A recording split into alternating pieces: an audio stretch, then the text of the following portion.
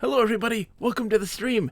I am Bogus Meat Factory. With me is my good friend Nick. Nick, you're on camera. Hello. Oh, that was really loud. That was too loud. Too loud. Sorry. A little quieter this time. Hi. Oh my god, you're still really loud. Hold on, try that again.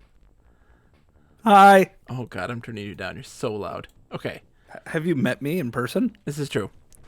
I'm a loud folk. You had very good timing. I was listening. I Wish I Knew How It Felt to Be Free by Nina Simone, which is why I was dancing. I don't know what you were doing. I was dancing as well, Nick. Of course, I was dancing. Of course, dancing to my friend. Dancing. Kuno no Oni, Dirt Nap Nub. Edgar's here. He's already redeemed a Nick fact. Nick, I want you to give a fact. Give Edgar a fact about your week. It's Saturday. About my week. Oh, the Nick facts have to be... Well, so I actually had... So if this is a Nick fact about Nick... Yeah, let's do a Nick fact about Nick. Well, a Nick fact about Nick. Well, Nick... as you know, John, I play Commander. I partake in a little bit of the magic. Cardboard crack of the magic, yes. And I've recently been a bit enamored with the idea of making, I think, the best Commander possible, which is Commander deck possible, which is this lovely little fella.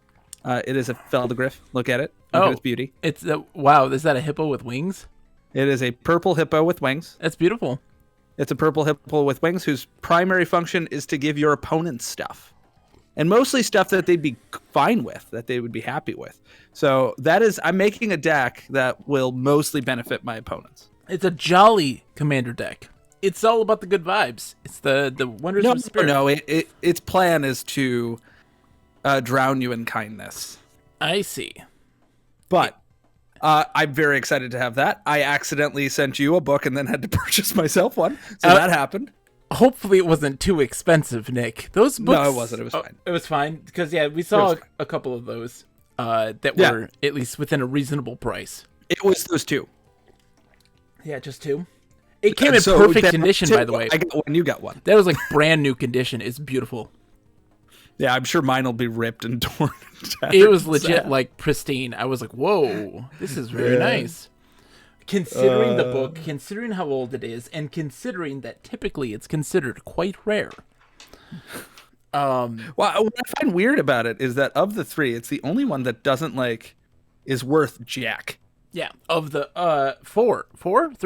three. Of the, which is it? I don't remember. It might be four. Yeah, but of them, it's the only one that's worth garbage. It is $20, which I mean, I guess for an old book that's been out of print for a while isn't bad. Up print for 30 years, yeah. Yeah, it's managed to retain some value, which I guess the average book doesn't necessarily. Well, Nick, that's a great fact. I like your magic fact. Do you have? Oh, I mean, I have some other magic cards we can talk about here. Oh, I got one. Oh no. called, No. Why don't we save that then? Why don't we make? Stop. Why don't make that a point redemption for people? Stop. It's called Wedding Ring. There's actually, we'd have to rip this off of a good friend, P.S. Garrick, who on his Adventure Game Tuesdays, he and his friends, who are hilarious, definitely worth watching. They have a redemption where one of their friends, Grayson, shows a Magic the Gathering card and talks about it. And just shows how much of a dork he is. And they all make fun of him. This one has the worst name a card has ever had. What is it? It's Wedding Ring. Oh. It is Wedding Ring. Oh, fun thing about Feldegriff, actually. Yeah. This is just aping off of my previous fact. So this isn't a new fact. This is just a contingent fact. Hi, Sakura. Hi, Sakura. Feldegriff is an anagram for Garfield PhD. Yeah. Because Dr. Garfield was the founder of he made Magic the Gathering. And I think the parent company Wizards of the Coast as well. I don't know. Yes. I don't know. Yes. Folks, D&D is live. Ooh. Yeah. So I will we'll give a quick John fact. My week has gone spectacularly. My oldest, she's 6. She just went to do a testing for Taekwondo to get her new belt. She just started. She's learning, and she did fantastic. It was great. It was a great time. Lots of good vibes. Mm-hmm. Yeah, I've always considered us doing this at like the beginning of the podcast. Just like, how's your week going, buddy? That sort of thing. Yeah. But I don't know. No, not the podcast. It's always filled with other things that happens. There's so many other things happening in the podcast, Nick. Yeah. Yeah. Here's a good place. We're just chilling. But is that what we're doing? If I recall, last time we were not chilling. Last night we couldn't sleep. We were so upset. What has happened? This has been, I'm not gonna lie. I mean, folks in the chat have known that I've been in a downward spiral of games that have frustrated me. Where Monster Rancher was enamored in love, but I was like, I can't do this again. Like, I can't play this a third time. Yes, you can. It was not like, oh, I had to stop. And then this, and also just yesterday, our Shining the Holy Ark game took a turn for the worst with the boss fight that did 200 points of damage to our entire team individually every turn. You got to do it. You got to beat that one. You can't let that one beat We have strategies. We've figured things out. I think we can tackle it. That's good. The next time we talk, you better have beaten it. No, because I'll be playing this on next Friday, so no. Also, we didn't say one of the more relevant things, the things that we've done together, which I guess makes sense that we didn't discuss that because we both know that we did that. Yes. Kuno no Oni says, have you recovered from that yet? Yes, Kuno no Oni, I spent all morning thinking about it and how to handle it. Massaging his muscles. What's wild is that all of the FAQs on how to handle that boss are literally just get lucky. And I'm like, no. Unacceptable. Get lucky. Not get good. Get lucky. I haven't grinded anything, Kuno no Oni. I don't even know if I'm going to spend any time leveling or grinding. Maybe I will if I have a free evening. Spend some time doing it, but I'm not going to spend an egregious amount of time, maybe just to get my money back. But I have a plan, and I think it's going to work wonderfully. You're not going to go the Daft Punk plan? Work it, make it, do it faster. Try to get lucky. Oh, I thought maybe Technologic. Buy it, rip it, zip it, write it. Oh, no? Okay. Well, tonight we are going to also try to recenter ourselves. We need to make this like a segment. This needs to be a segment on a stream where it's literally like, what we actually recenter really ourselves. What's that? About you saying recentering? Yeah. Or recenter oneself? That's literally what my school calls detention. Yeah. We call it recentering. Yeah. You need a quiet moment. Yeah, a kid acts out. They're coming back after school to recenter. That is what they are doing. Yeah. So I suppose we need to recenter because we left this in a bit of a tizzy. Yes. And I don't think we were wrong to leave it in a tizzy, but we're playing through the beginning because we're just restarting. Like we are hard like hitting the red button. This is an emergency. We are going straight back to the beginning. Yeah. Because we've wasted so many moves. That... And also made many mistakes. Yes. The Zork expenditure, like some other things, but yeah, absolutely made some mistakes. Yeah, like it's just not worth. None of our old saves are worth saving. But also, there are things that we want to revisit and experiment with to help provide context for these puzzles. Hopefully, now again, this is one of those situations where we haven't looked up spoils. We said we were going to last week. No. We are not going to do that at all this week. We are we didn't throughout the week. We didn't look at any spoils to any of the puzzles or any of the upcoming things that we haven't already kind of like looked at and been like frustrated, like, well, what the hell is the point of this? Yeah. But we have some things that we might want to do, but it's interesting to look back at a lot of these old guides, these guides for older games, especially ones that at the time didn't have any guides to begin with because the internet wasn't a thing during the time it was popular. It's interesting because most of the time, they lack all context. They're being written by experts who have already done this ad nauseum again and again and again. And so all of them lack context. And we want to create context here. We want to contextualize these puzzles, and I think that there's a way to do so. There typically is in all of the games that we have played. We've never really had to brute force anything except for things that were kind of intentionally brute forceable. Like the puzzle was to literally just kind of play around with it and see what happens and understand it at that point. You brute force like the robot. Yeah, is sort of in Zork 2 is sort of brute forceable. Yeah, I mean, like it's what you need to do is pretty obvious. So I guess saying it's brute forceable is weird. But Edgar says that he is excited to see us start in on Sorcerer for the very first time. I am too. I mean, should be. Having never played this, not even ever for the very I've first only time. heard good things. I've heard that all of the puzzles are in good faith. It's a classic. Indeed. Oh God, that was disgusting. Yeah, so we got some things we want to try to do, but we have to. That was gross. But the segment that I would like to I need to make like a little intro to. It's like at the start of every stream, is like, yeah. Thank you. Oh my God, did you hear my cat bless me? Aw. Did you hear him? I didn't. Oh, that's sad. I'm sorry. Every time I sneeze, he He gives a little chirp. Yep, every time. He's a very good boy. But we need to have a segment that is like just recentering ourselves.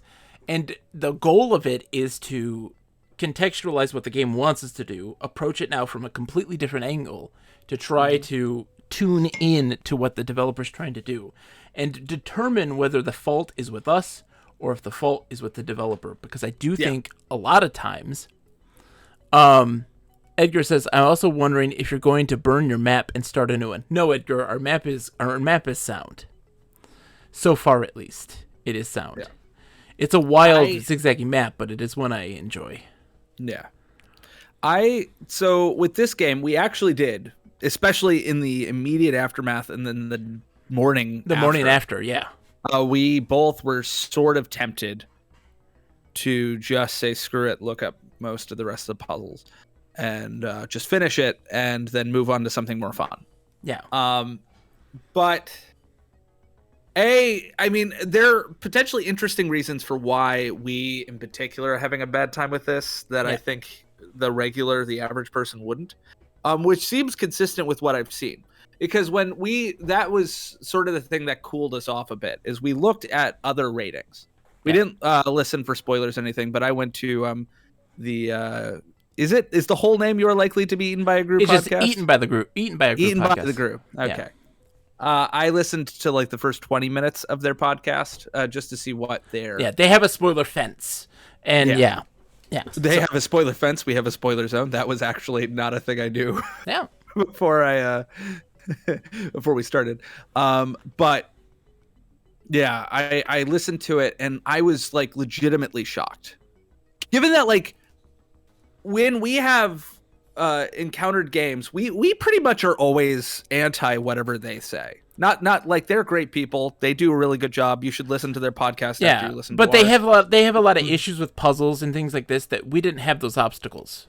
You know, they had problems with the stuff when they came into it that that we didn't experience. But of course, they're coming into it in a solo. They're both individually playing the game and experiencing it as a solo person, then coming back together to talk about it.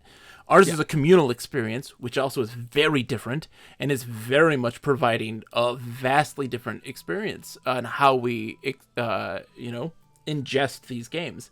Yeah, and I think past that, because obviously we help each other a lot. Yeah. And that makes this significantly easier.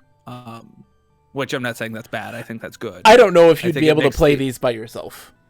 Me? You'd be frustrated. That's mean. No, what I mean by that is like you wouldn't feel as engaged. I'm not a big puzzle guy. If you had to map everything out by hand and you had to organize your thoughts in this game.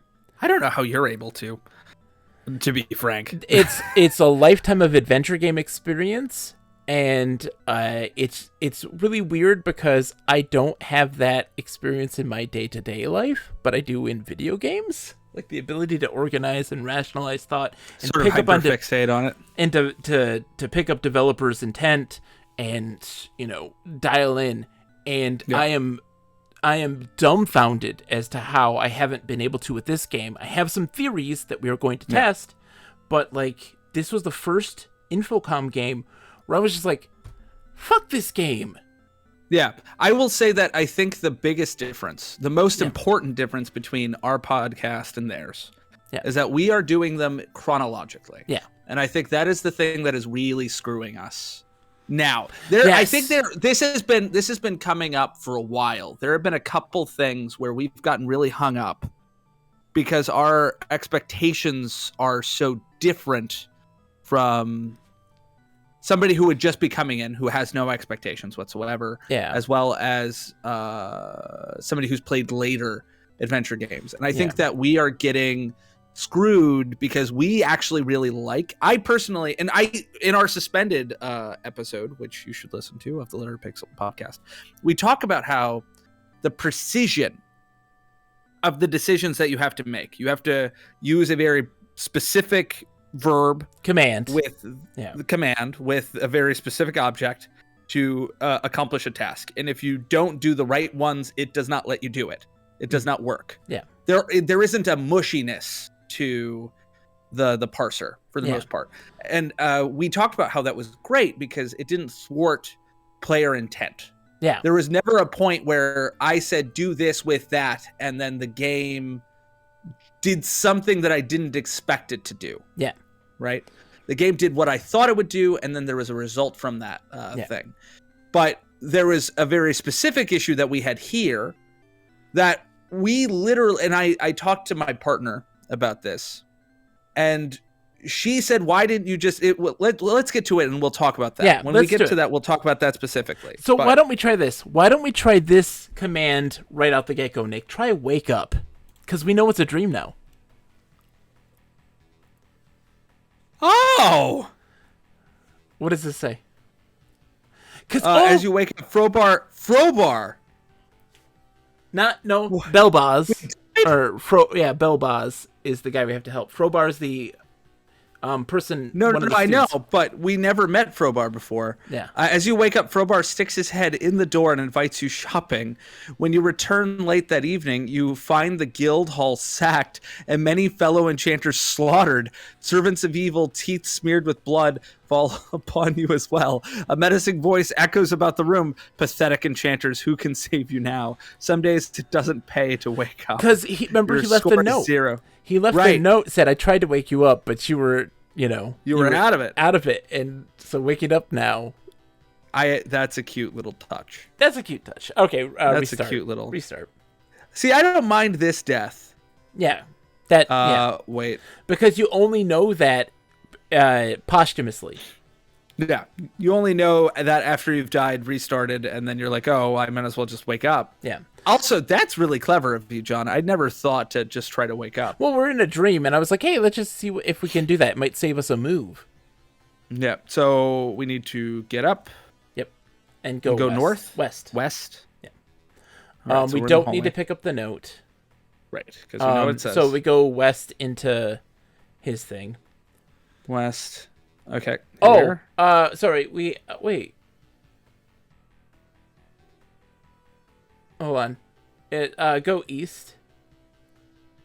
Oh, I think, but when we went there before, we had the calendar. We have to, so go south. Yeah, we have to go quick to get the, we have to first get the matchbook sent. So we're in the Hall of Enchanters right now, for folks who don't know. All of the enchanters have left to go shopping. Our friend Belbaz, right? Belbaz is his name? Yes, he is the head, he's the guild master. Yeah. He's gone missing, and we have to find him. That's the goal. And so we're now currently exploring the empty Enchanters Guild, and we have a time limit here, which is also a really bad one. This is a bad puzzle. Having a very limited time in something very early on with a spell or with a thing that you don't have to use until much later, because we've never found a use for it yet. So specifically, the time limit is that we are getting tired, correct? No, the time limit is there is a courier that delivers the mail. Oh, this one. And we have to put a matchbook that has a coupon for a free potion. Yeah, I thought you meant for the whole tutorial, because technically there is a time limit for the tutorial. Yes, you get itself, tired. And if you fall go to sleep while you're in the tutorial, you lose. Yep, everything goes kaput. Okay, so go south again. And then go west. Take all, yeah. Right, and then go east. Go east, yeah. Okay, open receptacle. Yeah, and we'll have to put on verbose as well. Matchbook and receptacle. There we go. Verbose. All right, and so now let's open the ochre vial and drink from that. The ochre vial removes the hunger mechanic completely, and this is which you will not know if you just drink the ochre vial. You will not know what it does. If you do it quickly, you don't know. Right. If you wait until you actually get hungry and drink the ochre vial, it very clearly says you're not hungry anymore. You have no need for it. Yeah. But also the label, I think, says it too, maybe. Does it? Look at label. Ochre label. No, it says ochre potion. Oh, okay. Yeah, because this was a thing we encountered the second file. Okay, so drink the ochre first potion. Restart. Yeah. We already did, I think. No, you just opened it. Oh, yes. Drink ochre potion. Okay, I'm really mad. I'm angry again. Why? I'm angry again. Why? Because why do we have a Let's go to the thing that's making me angry, and then it'll make sense. Let's go to the thing that's making me angry. North. North. Okay, west. All right. So, this Belbaz's quarters. Yes. The personal chamber of Belbaz, who presides over the Circle of Enchanters, is appointed with a beautiful woven wall hanging, an exotic Morgia plant, and a wide, dark wood desk crafted by the artisans of Girth. The hallway lies to the east. Pacing back and forth on a perch in the corner is Belbaz's prized parrot, who does give you clues, which is sweet. That's cute. Yes. If you wait long enough, eventually he goes, "Where's the key?" And that's great. So let's open desk. Hold on. Opening the desk drawer reveals a tiny box. Open box. Take amulet and journal. So the journal, look at journal. Yeah. It's closed and sealed with a lock. Yeah. So this is a thing that interestingly, we have a spell. Resrov. So Resrov, and this is one of the few spells we don't actually have to memorize, John. Yeah. Resrov journal, right? So we have a spell that allows us to unlock things. So this was the first thing we did. Do you mind me wasting a moment? By all means. And good so evening, when you Dwarven Dad. the journal, yes. The journal seems to bear a spell protecting it against the simple Resrov spell. Which part of me was a little frustrated with that because this is the tutorial section. I'm like, if we use Resolve, then it Opens. but this is also telling us that, Resolve won't work on everything. So I guess this is still communicating information to the player. Yes. Resolve unlocks stuff and won't unlock everything. Don't be shocked by that. So we need a key. If you hang out here long enough, eventually the parrot tells you need a key, but it's pretty clear that you need a key. We, for whatever reason, thought it was in the plant. I think putting it in the plant would have been a funnier thing, given that people literally do that. They literally do that, which is why I thought the plant. Yeah. Hello, Dwarven Dad. It's good to see you. But the... and also we thought it was in the plant because we're given a parchment that's... is it Meech? Is that the... Yeah, Meech was a spell. Or Meef. Yeah, it was Meef. Meef. Cause plants which to wilt. allows you to wither plants. Yeah.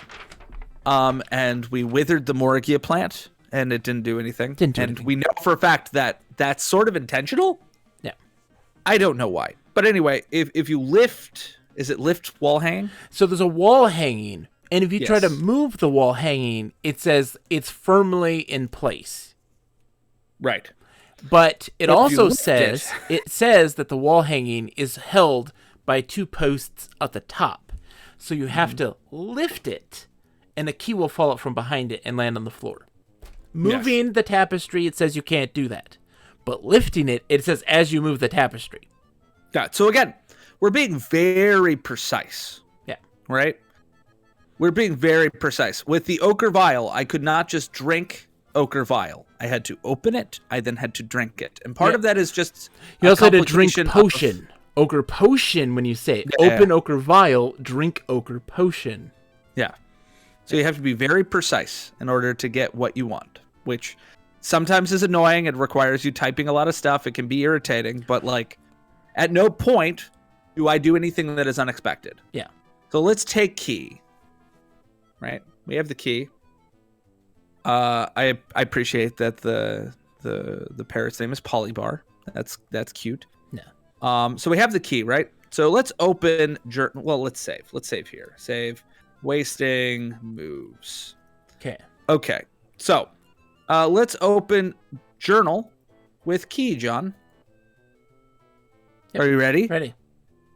Open journal with key. You must tell me how to do that with the journal or to any journal. Unlock journal with key. Unlock journal with key.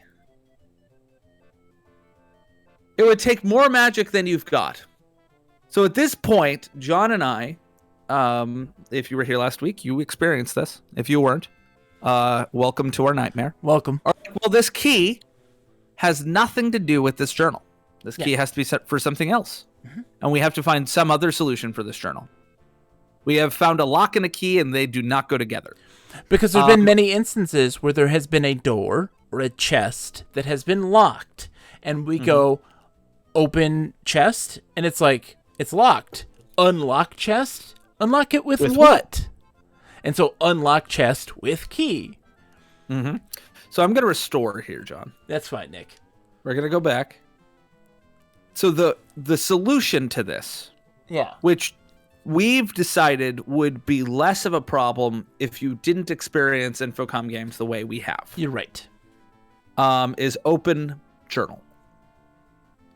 You open journal, it gaps with the key, and the journal springs open. So before, I literally wrote open journal with key. That is not right. Yeah. Instead, it is just open journal, and then it uses with the key. Astral Vortex, you were not here last week. Did you end up watching the VOD? Astral Vortex is a fan of Text Adventures. I'm very curious. I am very curious if you watched the VOD of this last week. Oh my goodness. So, continue talking. When you say open journal, it says with the key. And then the journal springs open. And now you have access to the journal. It took us an hour.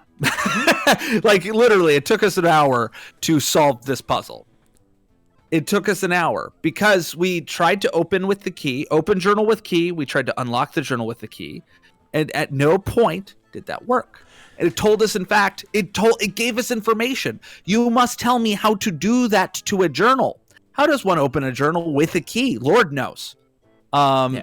How do you unlock a journal with a key? It would take more magic than you got to do that. But open journal, I think even open book works. Yes, it does. Open journal, open book, either one works. Yes. And at first I thought maybe this is a problem with me, but I can't just drink ochre potion. I can't just do it. I have to open the dang thing first. Like it will not let me drink from that vial until I've opened it. So let's talk about this. All right. So Astro Vortex, some context for you, since you did not see this last week.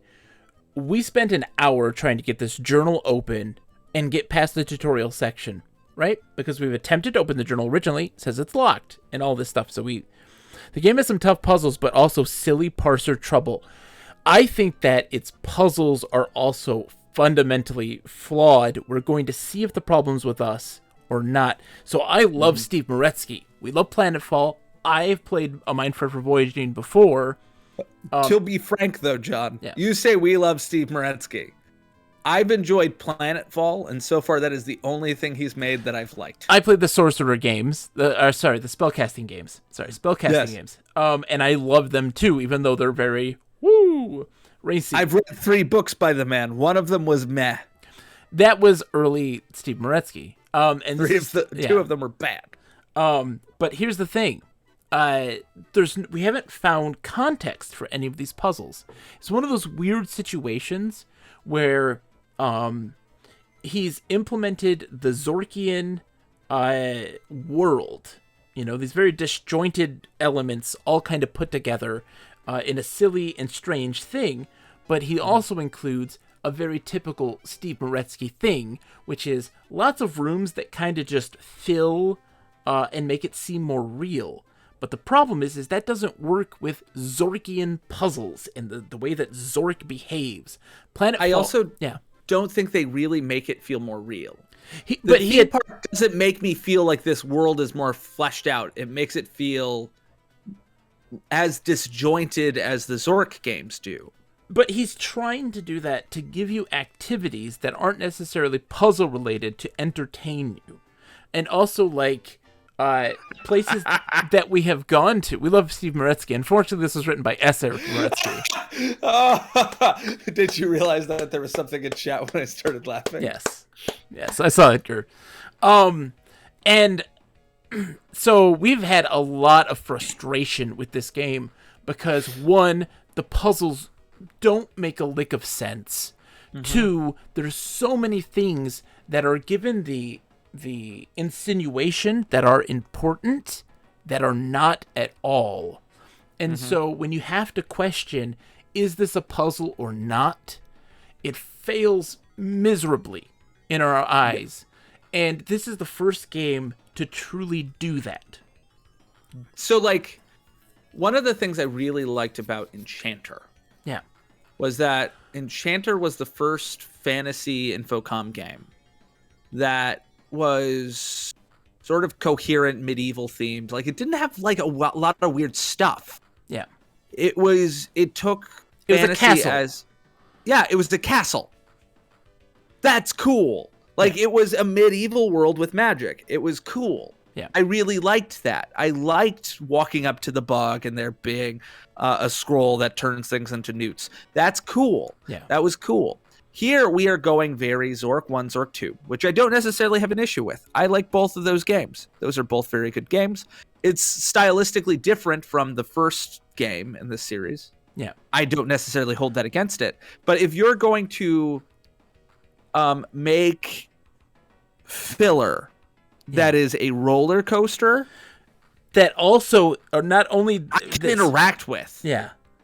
Yeah, and the log flumes that show you an area that clearly we need to get to, and with a sign that says, please do not get out of the car, it tells us we need to get out of the car to get to this area. Yes, all of these we things learned that that's not the to case. Me. Yeah. All of these things imply to me this is a puzzle. Yes. And it's not a puzzle. And even and then there's the issue that there are a lot of things in this game that literally are random.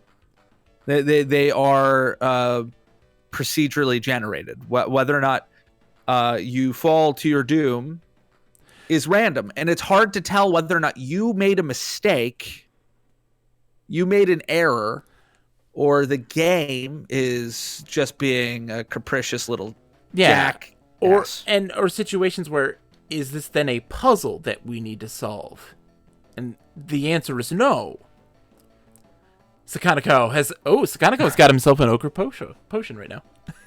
Zork says, not Zork, Edgar says Zork frequently feels mage punk. Yeah. So we are going to attempt to approach this now with a different perspective. The code is Rock Rub. Okay. It's always Rock Rub. No. It's not. It was Rock Rub last time. Was it? It was. It doesn't have to be. That's curious. Are you sure? I don't think it was. Yeah, it was. It was Rock Rub. I am. Okay. 1 second. I'm going to restore. I'm curious. Okay, restore you. Open journal. Journal springs open. Read journal. Yeah. Oh, okay. It's always Rock Rub. Hey, you know what? All right. So then we still need to get the scroll for Meech. Get our Meef, and we still get our Meef on. Get our Meef on. So we got to go east, south, west. Get scroll. And then that is what do we got to do? Nusto, Meef. This is Gaspar. Oh, is it? Mm-hmm. Oh. I don't remember where Meef is. Wow. Oh, it's in the library. There's another scroll in the library. Oh, which one? Oh, Gaspar is the one that is resurrect yourself? Yeah. Resurrect yourself before you wreck yourself? Yeah. I've got some theories on this too. We never have had a use for Gaspar, but we're gonna try something. So then go east, south, and then was there anything in Frobar's room? No, his was empty. And then open the brass receptacle. Take orange file. Yeah. All right, and then east. I will say that is one thing that click adventure games get right. What? I think the capacity for like imagination in a certain respect. I mean, definitely, because you're seeing things. Like it's giving it to you. Where I have a very different conception of what this space looks like than you. Yeah. Like they're similar, but they're not the same. Correct. Right? But I don't have to write which vial. I can just click on the right damn vial that I want, and there I go. I got it. Like that is a thing that is a little silly. I get why it's necessary. Yes. Also, for the parser and just a programming language, you can't just say take vial because it's like, well, there are multiple vials in this vocabulary. No. I know. That's why I get that it's necessary. Yes. But frustrating. Let's get this scroll. Astral Vortex says, you do feel a lot more powerful in this one than Enchanter. So far, that hasn't been the case. We've barely used magic. Yeah, so we ended up feeling very, if anything, we felt disempowered. And this is, I'm really interested in your experience, Astral Vortex, because we felt impotent in most cases, because we would encounter a thing and we would try to use spells, use wit to figure out what it was, just to discover that it didn't do anything. And we felt sort of robbed of the ability to be clever. Because there were a lot of instances where we tried to use spells or items to try to get a response from the software. We tell you as we go. Yeah, but I can tell you, like, we were able to get rid of the water in the river. We got the scroll to turn us into a bat. We haven't found a use for that necessarily yet. We got a Zork mid. We found like the crystal maze, and we're like, it's a 3-dimensional cube. Oh god! Oh no! I forgot about that. Yeah, the 3-dimensional maze. Get ready. Shoot. And we used also the Zork mid to get into the the carnival and don't entirely know what to do there. Yeah. And so like we haven't solved the maze. We haven't solved the carnival. We were able to get rid of the river and go into the cave, and that's kind of it. And so Edgar says, is the deal that you don't have to memorize spells that you knew in the last game? And Ashwardic says, only some of them. You know? But Frotz would have theoretically worked there. So Frotz We're in the wrong and room. Rezrov. Yeah, we're in the wrong No, room. I know. Yeah. That's fine. But Frotz would have worked. It didn't. The error wasn't you haven't memorized Frotz. It was that the receptacle isn't here. Well, what room are we in right We now? need to Nesto Meef. Nusto. Did I get the Yeah, we got it. Nusto Meef? Yeah. Okay. So let's Rezrov Encyclopedia. Yeah. Well, let's save. Save. Testing theories. Rezrov and why? X is next to Scenic. It's okay. Although you complete the spell, nothing seems to have happened. Okay, so but we I don't did have complete to the spell. We don't have to use Rezrov or Frotz. Oh, what about Frotz? Try to Frotz it. Oh, that's what I was trying to do anyway. Frotz Encyclopedia. Yeah, Although you okay. complete the spell, nothing seems to happen. But we do the spell. So I Okay. think that only works for Rezrov and Frotz, which I think are the only two things we knew from the previous game. Okay, so west, and then north. Oh, no, it's down. I think down. Right. Down. Yes. Yeah. Okay. So we need to press gray, red, gray. How's gray spelled? Gray. It's spelled both in this manual, so I don't know. Oh, good. Gray, red, gray, purple, red.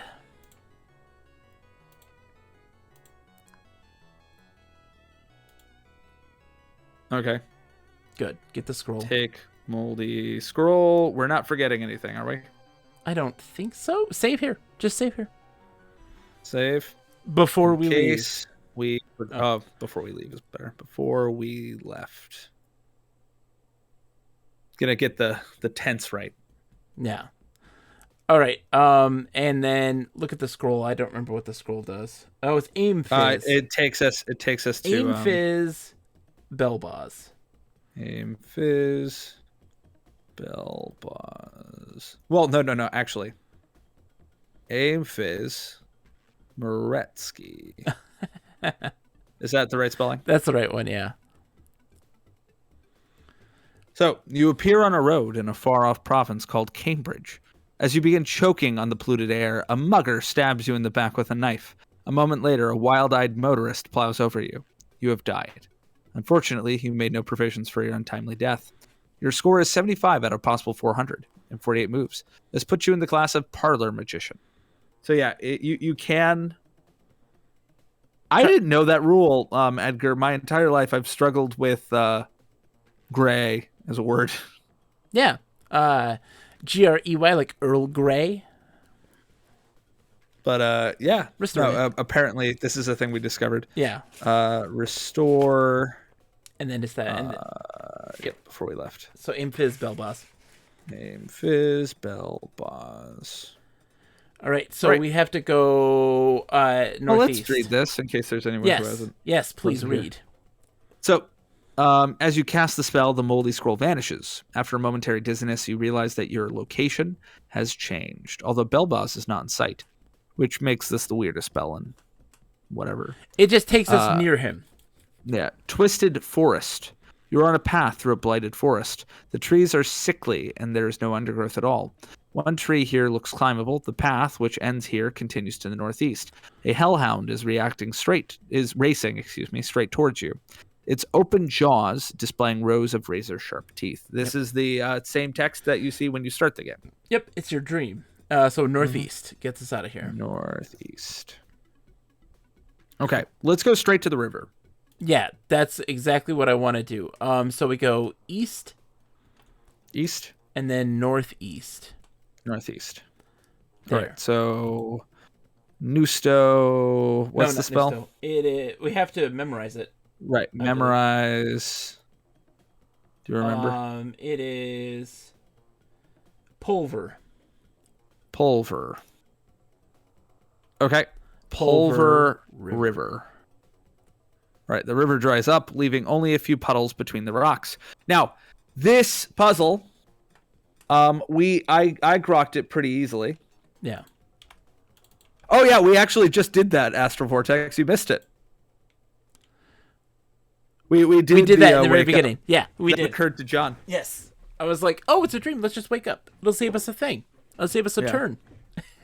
So, it occurred to us after we had been near the river that we should pulver it.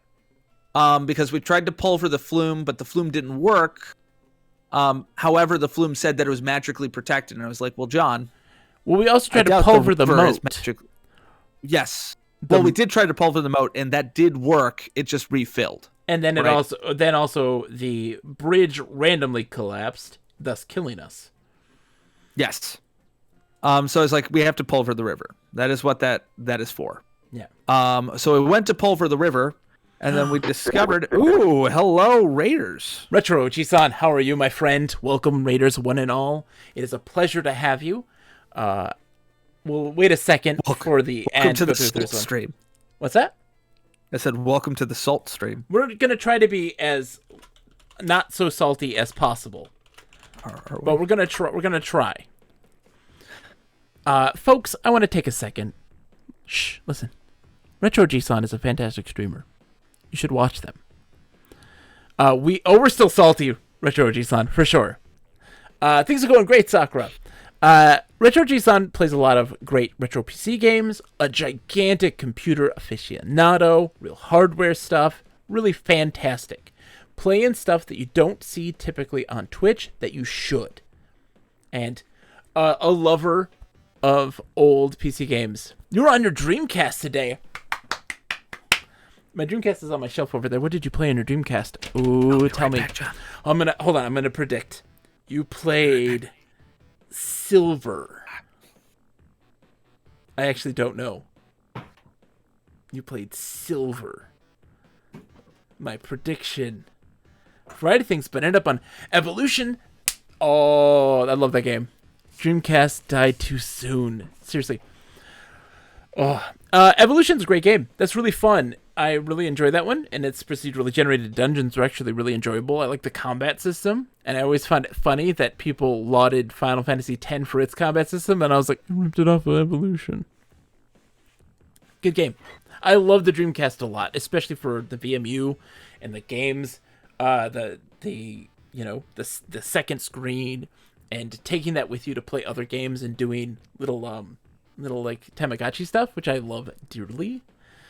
And it's just one of my favorite systems. It died too soon, Astro Vortex. Oh, I'm trying to find a way. I gotta get the hardware and get the things I need to stream Dreamcast games on actual hardware, because I want to use the VMU for stuff. But I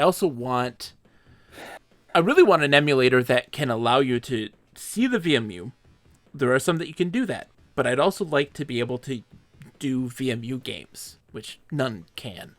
So it hurts me to know, like, I can't do both of those things yet, and I don't know why that's not a thing. Somebody should get on that. I think there are people that are trying to tackle that project, because I'd love to do all of that on stream. That would be so good. Who doesn't want to do a Chow adventure? Have that going on in the background while we're playing other things? Like, that'd be awesome. I knew this was an opportunity for me to get an uncouthly large glass of wine. Indeed. We are still salty, though. We have some theories on how to be less salty.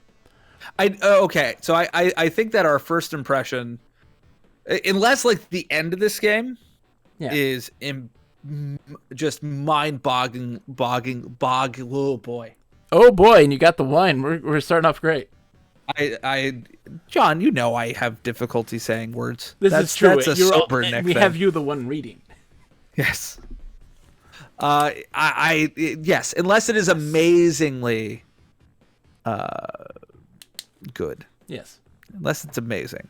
I think we're gonna have a mediocre to negative impression. I mean, I don't know if there's any way to recover. If it ends up being it was our fault, not its, I will forgive. I'm not convinced it's.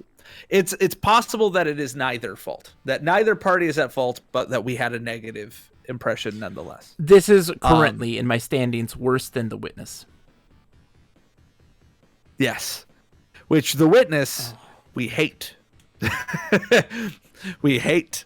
So yeah. All right. well. So down. Mind-bogglingly. That's I'm missing. Boggling. Bogglingly. Yeah, Astral Vortex is not as good as Enchanter or Spellbreaker. Yeah.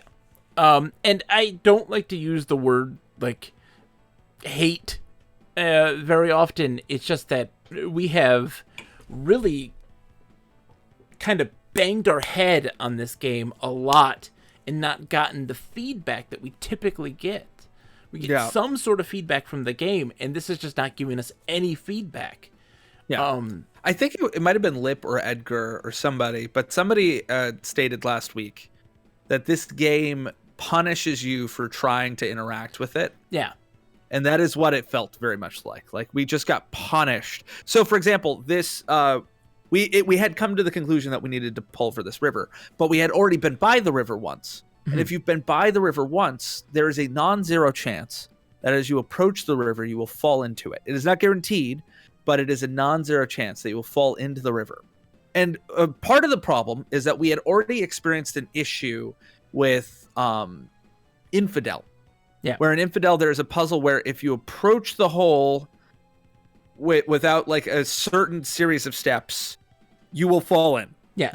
There's nothing you can do to avoid your character from falling into a hole he knows is there. Yes. And we sort of thought maybe that was the issue with the river, is that it didn't occur to us that there was a random chance that we'd fall into the river. Yeah. And that we would have to izyuk ourselves to prevent ourselves from falling into it.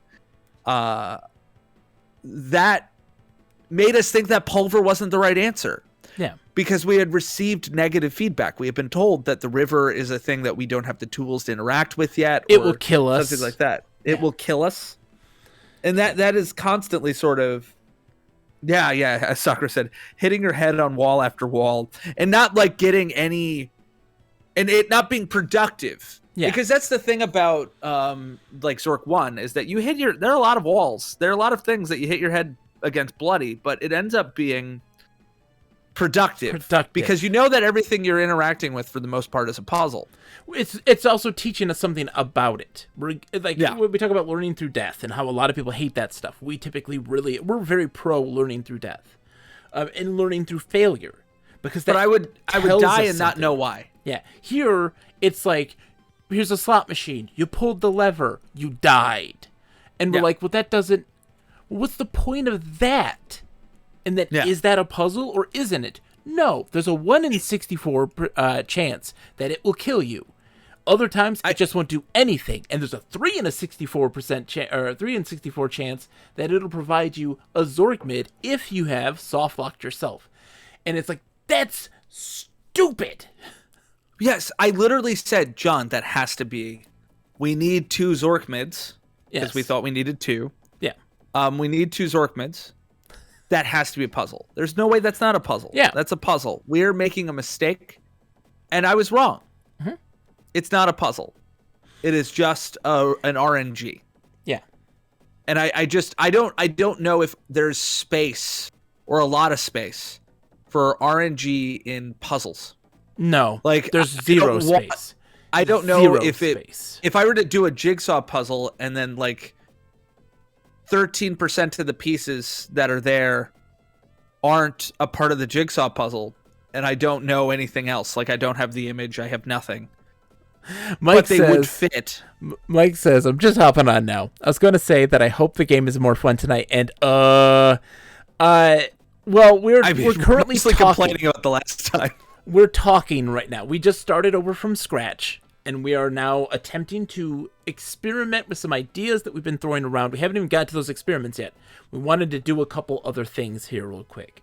And do the stuff that we kind of know that will be productive for us in a more quick and timely fashion. Yeah. Now, one thing, John, that I was curious about. Yes. So this ends up drying filling back up with water, which makes sense. I don't disagree Well, with that. it might not, right? No, it will. Will it? Yeah, when we go to the cave, it'll start to fill up again. That cave was so confusing That's timed. description-wise. Yeah. Okay. I think that's timed. So it's full of sharp rocks and foaming rapids flowing to the southwest. The river dries up, leaving only a few puddles. So what do I down. need to go northeast? No, down. Down. So you are on a bed of evaporated river. Fish splash helplessly in tiny puddles. The bed leads northwest and southeast. So that is the question. Is this a way? Does that matter? What? I don't think it does. I don't think that the northwest southeast thing is helpful. The bed leads. Oh, well, that's the thing. Save. Okay. Save. Northeast leads to the dark cave. Where does River. southwest lead us? We haven't gone southeast. We never did go that way. Or southwest. Okay. I mean, southwest. Is it southwest? No, no, it's southeast. Oh, yeah. So wait. So to the northeast is the cave. So there's a northwest, southeast, and northeast. So go. Right. So let's go southeast. Yeah, go southeast. Southeast. Top of falls. Oh my gosh. Okay. The river bend ends here at a steep cliff where the river once plunged over a waterfall. Below the falls in the distance is a large sea covered with a haze. The bed continues northwest, but the banks here are unclimbable. Atop the southwestern bank stands a proud fortress. Yeah. So southwest? So hold on. Up? Is a large sea covered with haze. The bed continues northwest, but the banks here are unclimbable. No, okay. so southwest is going to lead to the fort. We've been to the fort before. So yeah, that you can't go anywhere here. So go. Okay, so store. Yeah. No. Yeah. Go. Let's see what happens. Go northwest. Northwest. And now go northwest again. Northwest. Okay. Let's restore. Hold on. Let's see what so this the says. riverbed to the northwest is a pool covered with algae and other scum. The bed to the southeast is slightly drier. The banks are too tall and steep to climb here. A wall of water comes rushing down the riverbed. You are smashed into jelly. Okay, so restore, and then go northwest, and I want to see what happens. Northwest. So the riverbed to the northwest is a pool covered with algae and other scum. Pulver pool? Sure. So we have to memorize pulver? Oh, at that point, the water's going to We would die? Well, no, not necessarily. No, not necessarily. Try it. Right. Memorize pulver. Pulver pool. Yeah, we do die. The pool evaporates to the annoyance of a multi-tentacled denizen who proceeds to take out its anger on you. It kills you for pulvering the pool. Yeah. Okay. So the pool probably doesn't do anything. It doesn't do anything then. Yeah. Now, is this funny? Are you amused by that? No. Okay. It's weird. Because that was the general impression that I got. People are like, there are a lot of fun deaths. But like the fun deaths are the ones where it's like you did something stupid. Yeah, but I feel like I didn't. No. Pulvering the pool there is not a stupid thing because it doesn't tell you there's something there that's dangerous. So that's one of those things. That's the Sierra thing. A lot of people hate Sierra games because there's a lot of funny deaths that just happen sometimes. Yeah. But typically, Sierra deaths are you doing something stupid or making a big mistake. Astro Vortex says, I can think of one fun death. Now, Astro Vortex, I think that there's to tell us what happens. There are fun deaths. When we went to Aimfiz Moretsky, that's a fun death. Or waking up, that's a fun death. Right? Yeah. Because I don't disagree with those. But we do those because those are fun because it's us playing just to see what it does. You know, but we're like, oh, that's a silly action. You know, we're trying to be silly. And the game reacts in kind with something silly. Even though it may be death. But we're kind of expecting, we don't know what to expect. Aim fizzing a pool, a stagnant pool. Pulvering a stagnant pool that has no indication that it's dangerous and having that kill you and then giving a witty retort is not funny because it's not we weren't looking for a joke there. We weren't looking for funny. We were looking for clues. All right, so you can do take all. I think there's guano too, isn't there? Do we want the guano? Oh, I'm sure we need it. Oh, only if you want to leave something here. Well, what's in our inventory? Oh, we can drop the journal. Yeah, drop the journal and the key. And take guano. I don't know if we have a lot of time left. No, it already filled. The water doesn't fill the cave. There's a roar of water from outside the cave. The lower part of the cave near the mouth fills with a pool of swirling water. Okay, so where do we need to go, John? Sorry, let's see what the scroll is. I don't know what it's called. I don't think I wrote it down. Read scroll. It's Sweep. This is the Turncaster to bat. Sweep. New stuff. And what's that vial that we got? We got an orange one, right? Yeah.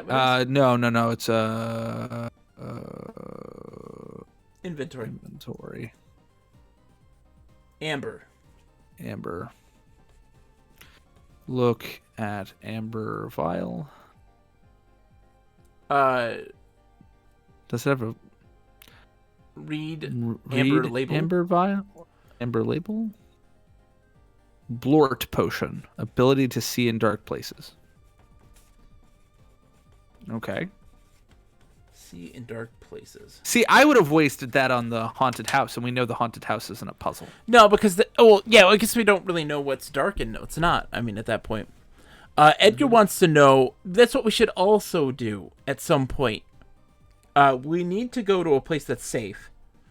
Cast Gaspar on ourselves and see what happens when we die. Okay. Because we can. Why don't we go to the meadow and do that? No, the meadow will kill you. Nope. The meadow will kill you after a few turns. So if you Gaspar yourself, you have time to memorize Gaspar self, and then the locusts will kill you. Why don't we put ourselves somewhere safer? Like, for instance, I mean, we could also just memorize Gaspar crater. here and then go to the meadow. The crater might be a better place because that's kind of a centralized area. I'm confused. What? The meadow has something that will kill you. No, I know. It's the locusts. Yeah, the crater doesn't. Is that what we're trying to do? No. Just die?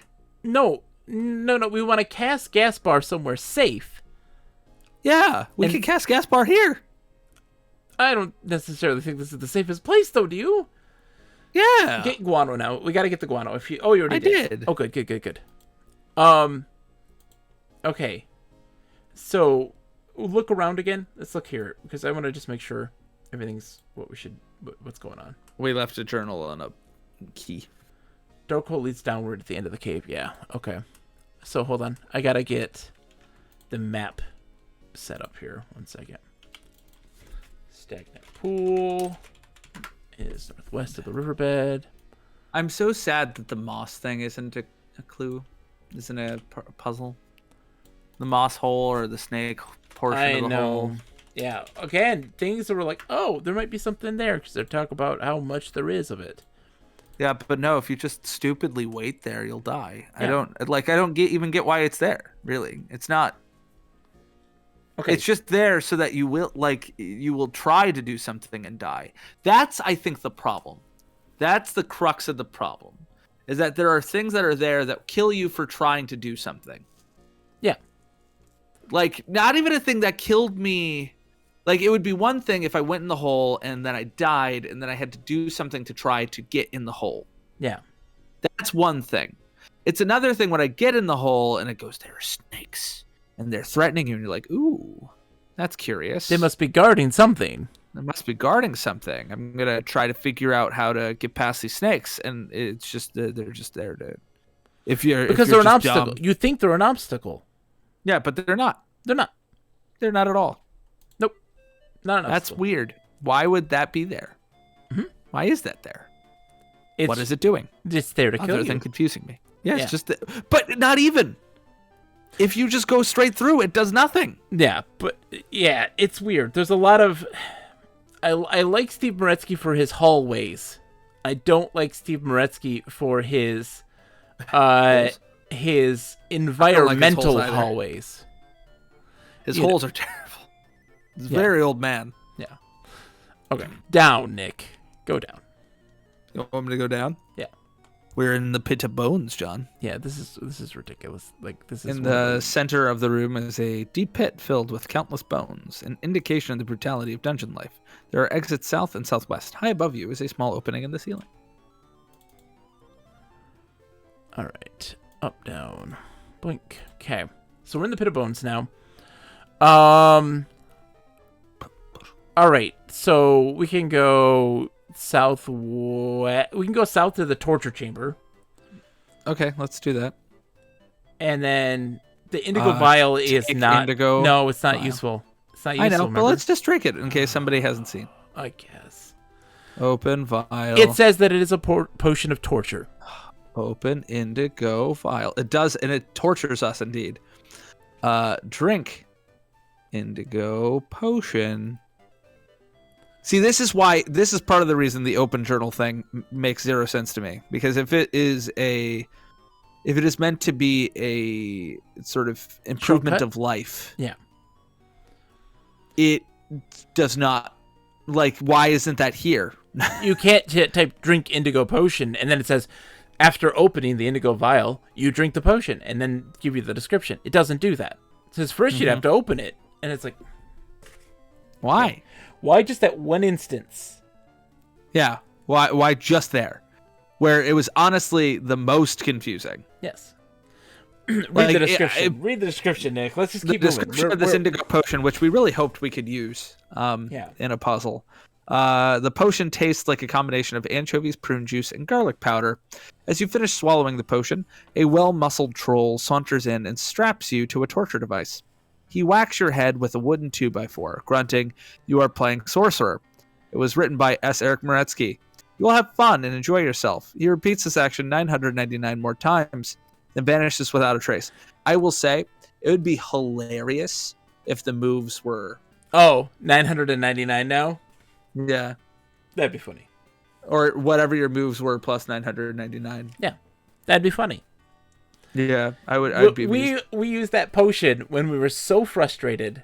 We were like, yeah, thanks. Like, okay, thank you. This is a little cute now with distance. It is now. Because we are refreshing, this is Nick. Thing that, We're not wallowing. We're not wallowing, Nick. Stop wallowing. I will say this is a thing that they always do. Yeah. There's always a thing where The credits. you have the credits. This is how they give credit to people. All right. I mean, they do in the beginning as well, but So, drop indigo vial. drop vial. Indigo vial. We can drop indigo and I want to know ochre, if they can't we? might be used for other things. We don't want to... Yeah. Okay. Now, west. And then... Are we Let's going see. to the Zorkmid tree? South. Yeah, we're going to the Zorkmid tree. South. South? Yeah. West. can't. What? West. Hold on. Oh, Can't. dungeon. Oh, down. Sorry, down. Down. Then west. Zorkmid tree, very Southwest. pretty. And the Zorkmid flower is sweet. And then southwest. Southwest. Now let's memorize gas bar and gas bar ourselves here. Why? Gas bar is a resurrection spell. I want Gas to... bar self? Yes. Okay. Because the crater's a centralized area. To the north leads to the forest edge and the meadow. To the northeast leads to the highway that eventually leads to the glass maze. South leads to the theme park. Like, it's the most centralized area. So that if we were to die and it takes us back there, then maybe that's a good thing. So there's two things that I wanted to do. First, let's get our Zorkmid, which is west. And then we have to... Izyuk self? Izyuk self, yeah. This was the first puzzle we solved, which we were very unsatisfied by. Yeah. Izyuk. Isn't Izyuk don't you get Izyuk in That's Enchanter? like the last spell that you get. Why do I have to memorize this dang thing? I don't know. Yeah, Izyuk self, and we have to use it a lot. So Yeah. west, and then west again, and then north. Get Zorkmid. So this is Zorkmid tree, it's a Zorkmid very tree, pretty. and it's weird. This thing, like, I don't know. It's weird. Go. Can I restore? Why? I want to try something that I Okay. know will likely do nothing. Okay. It's not a solution. I just am curious. Okay. So from where we are, where do I need to go? Oh, you're going back to the Zorkmid tree? Yes. Indeed. West. West. Then west. West. Mhm. Oh, we have to Izyuk first. Memorize Izyuk and Meef. Okay. Okay. Oh, you want to? Izyuk Okay. self. Okay. All of Yeah. a sudden, what I want to do makes perfect sense. Makes perfect sense. West. Yeah. West. West. West. North. North. I don't know why you needed to restore for that. Save. Oh, we got the Zorkmid. Killing tree. Yeah. I don't know how to put a space. That's fine. It Meef. doesn't matter. Meef. Tree. Okay. The spell cause plants to wilt. It's a tree.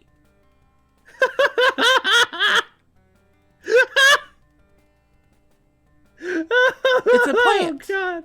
Honestly, that's way freaking funnier than anything they could have done. Why? It's so stupid. But it it's doesn't do so anything. oddly specific for all these things, but not things that seem oddly specific. I don't know. I'm so frustrated already. We're not resetting ourselves. Reset. I'm amused. Get your sword. I'm amused.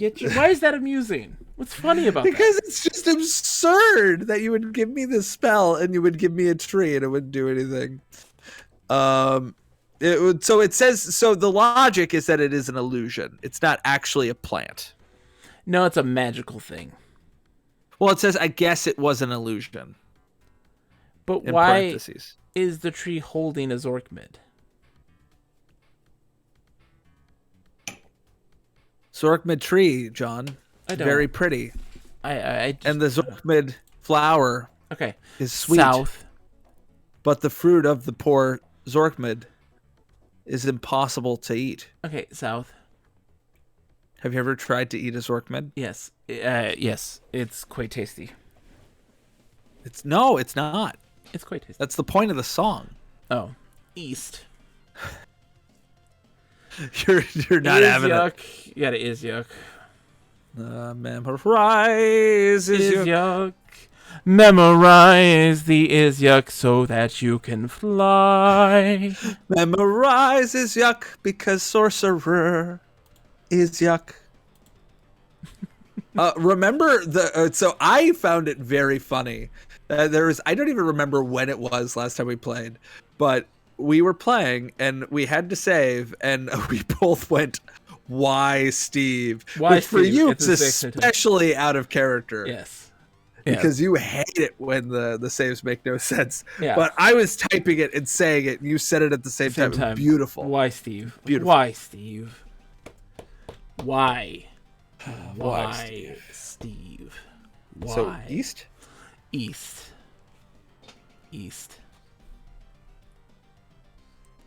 All right. So we want to get that Zorkmid back, right? We want to reclaim that Zorkmid. We have it. I mean, but so remember, if we use it for the theme park, we have to. We don't want to do the theme park first. Yes. We want to do stupid Toll Troll first. Okay. So I want to test my theory Ooh. first. That was a very sharp whistle. What? Where? With me? Yeah. Oh, my teeth, my gap. My gap sometimes just whistles. That's fair. Okay, so let's go to let's sleep. We're at the crater, right? We're tired. Are we? We're Yeah. tired, Are so we? let's sleep. Yeah. Audio Eric says I'm late, but I made it here. Hello, folks. Hello, Audio Eric. How are you, my friends? Hello, Audio Eric. There's coming. nothing here that you'll get to see. Yeah, exactly. We're just getting back to where we were before. Yeah. If you want to see me laugh, just in a fit of hysterics. As we tried to wilt a tree, and it's like, you can't. Can't. Well, because the tree's an illusion, John. The tree's an illusion. You can't. Why is it an illusion? Why is it an not illusion? allowed to feel What's the smart, point John. then of it? You're not allowed to feel smart, John. Because money doesn't grow on trees, John. It grows on illusions. It grows on illusions. I guess that's true. That the entire monetary system. Why? It's fiat currency is a farce. Yes. It's a farce. We should go back to the gold standard, which is definitely less arbitrary than The what just standard? believing in it. What standard? The gold? The gold standard, yeah. Yes, let's do that. Gold standard definitely more stable because gold has intrinsic value.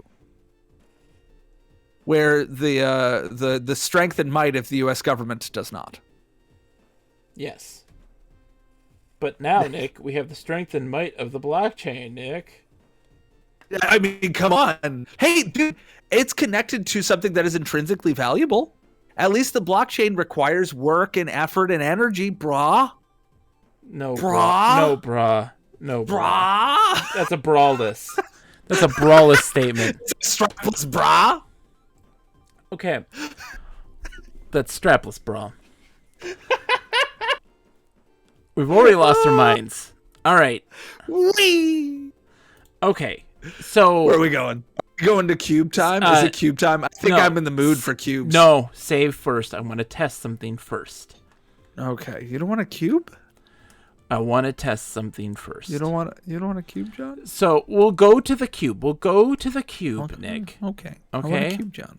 Let's go to the cube. Okay. So we're Thank you. going northeast. Northeast.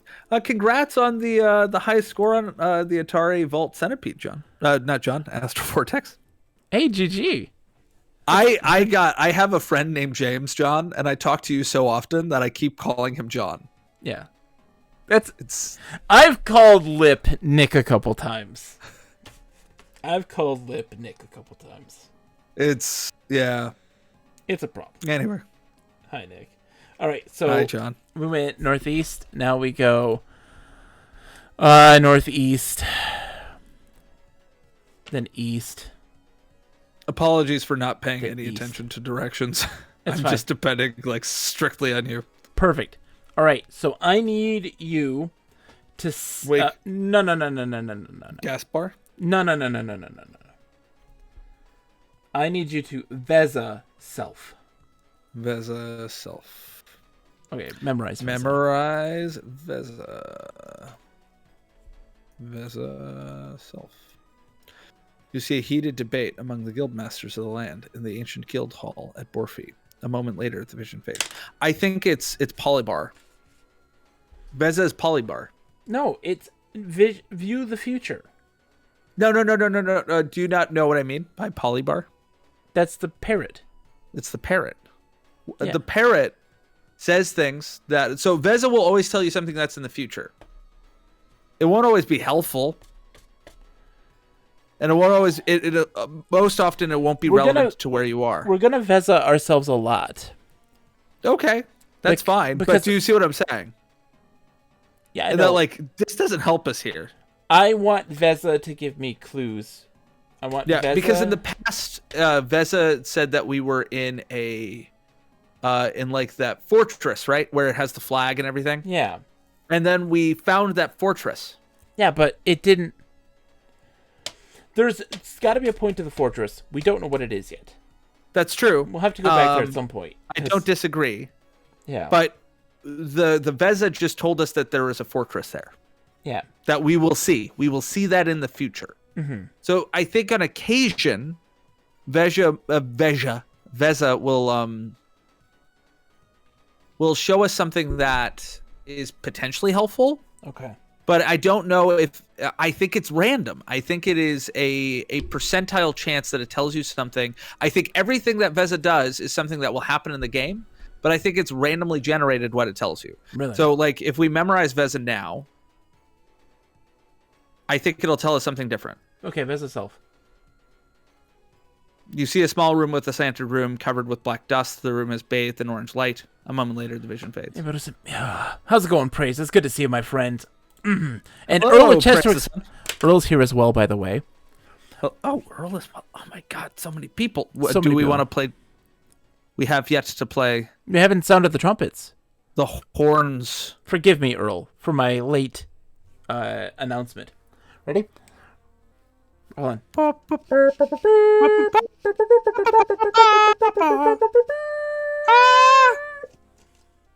Quack!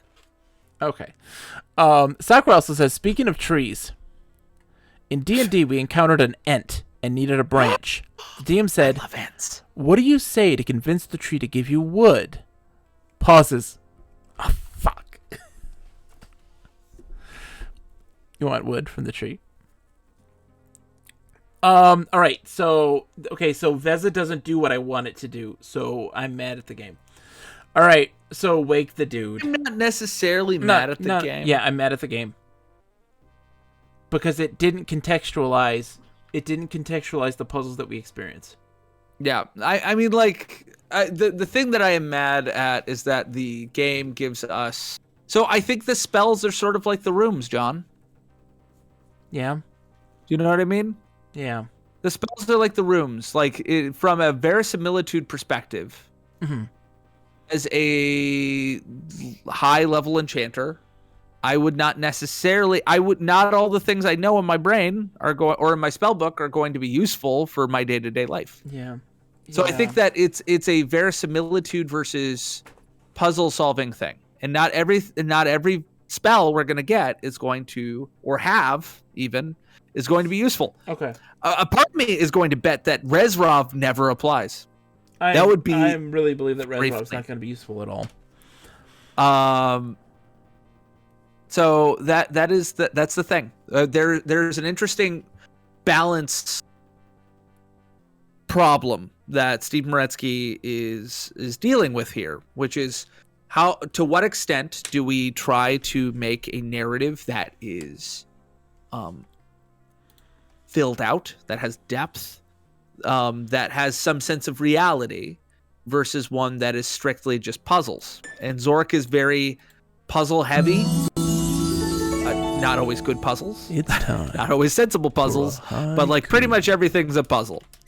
Literally a buoy in a river is a puzzle. That was part of the reason why Eaten by a Group podcast, them being like, the buoy's a puzzle. I'm like, yeah, because everything in the everything in Zork is a puzzle. All of it is. If you assume that everything in Zork is a puzzle and you just approach it that way, then yeah, you have to open the buoy and there's an emerald in there. You see what I'm saying? Did I lose you? Are you gone? John? John? John?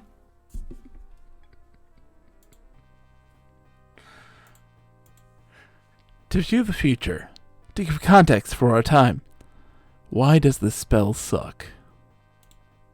What happened? I'm so confused. Oh my god. I don't know what happened. I don't. Did you say you were going to go do a haiku? No, I just let you talk. I just let you talk, Nick. It's okay. Okay. I panicked there a moment. Yeah. Why did you panic? Like, oh no. Because I was like, oh no, the internet went down and I'm literally just talking to myself. Edgar says, I feel like the same way Dreams did an Enchanter. Veza's a vague and highly oblique hint system, but no, I disagree wholeheartedly because sleeping in Enchanter gave you a dream, which was a hint. Veza is not giving us a hint. It's not. You see a heated debate among the guild masters of the land in the ancient guild hall at Borfi. That is the thing you will see. Is it though?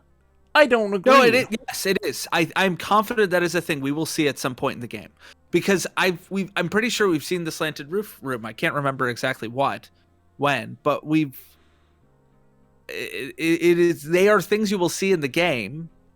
So in that sense, it tells you that it's important because it is a thing that you will see. I don't agree. I'm fairly confident. Okay. Hold on. I don't. This is not the same, Earl. This is not the same. Yeah. It's the same. Remember the time that my internet went out? That happens all the time. No, your internet didn't go out when you forgot to go north. I told you to go north, and you said that it just sent us north, and you didn't hit north, even though you did. I was very scared. And you even I can't read begin the room to tell description. you how afraid I was. Okay, so let's wake up the guy. Oh, Mike! Mike, yes. Again, everybody, shout out to our good friend Mike in chat. Just recently published the first design highlighting video game or game developers in general in the state of Michigan, written by folks from Michigan in support of the local game scene here in my one glorious state.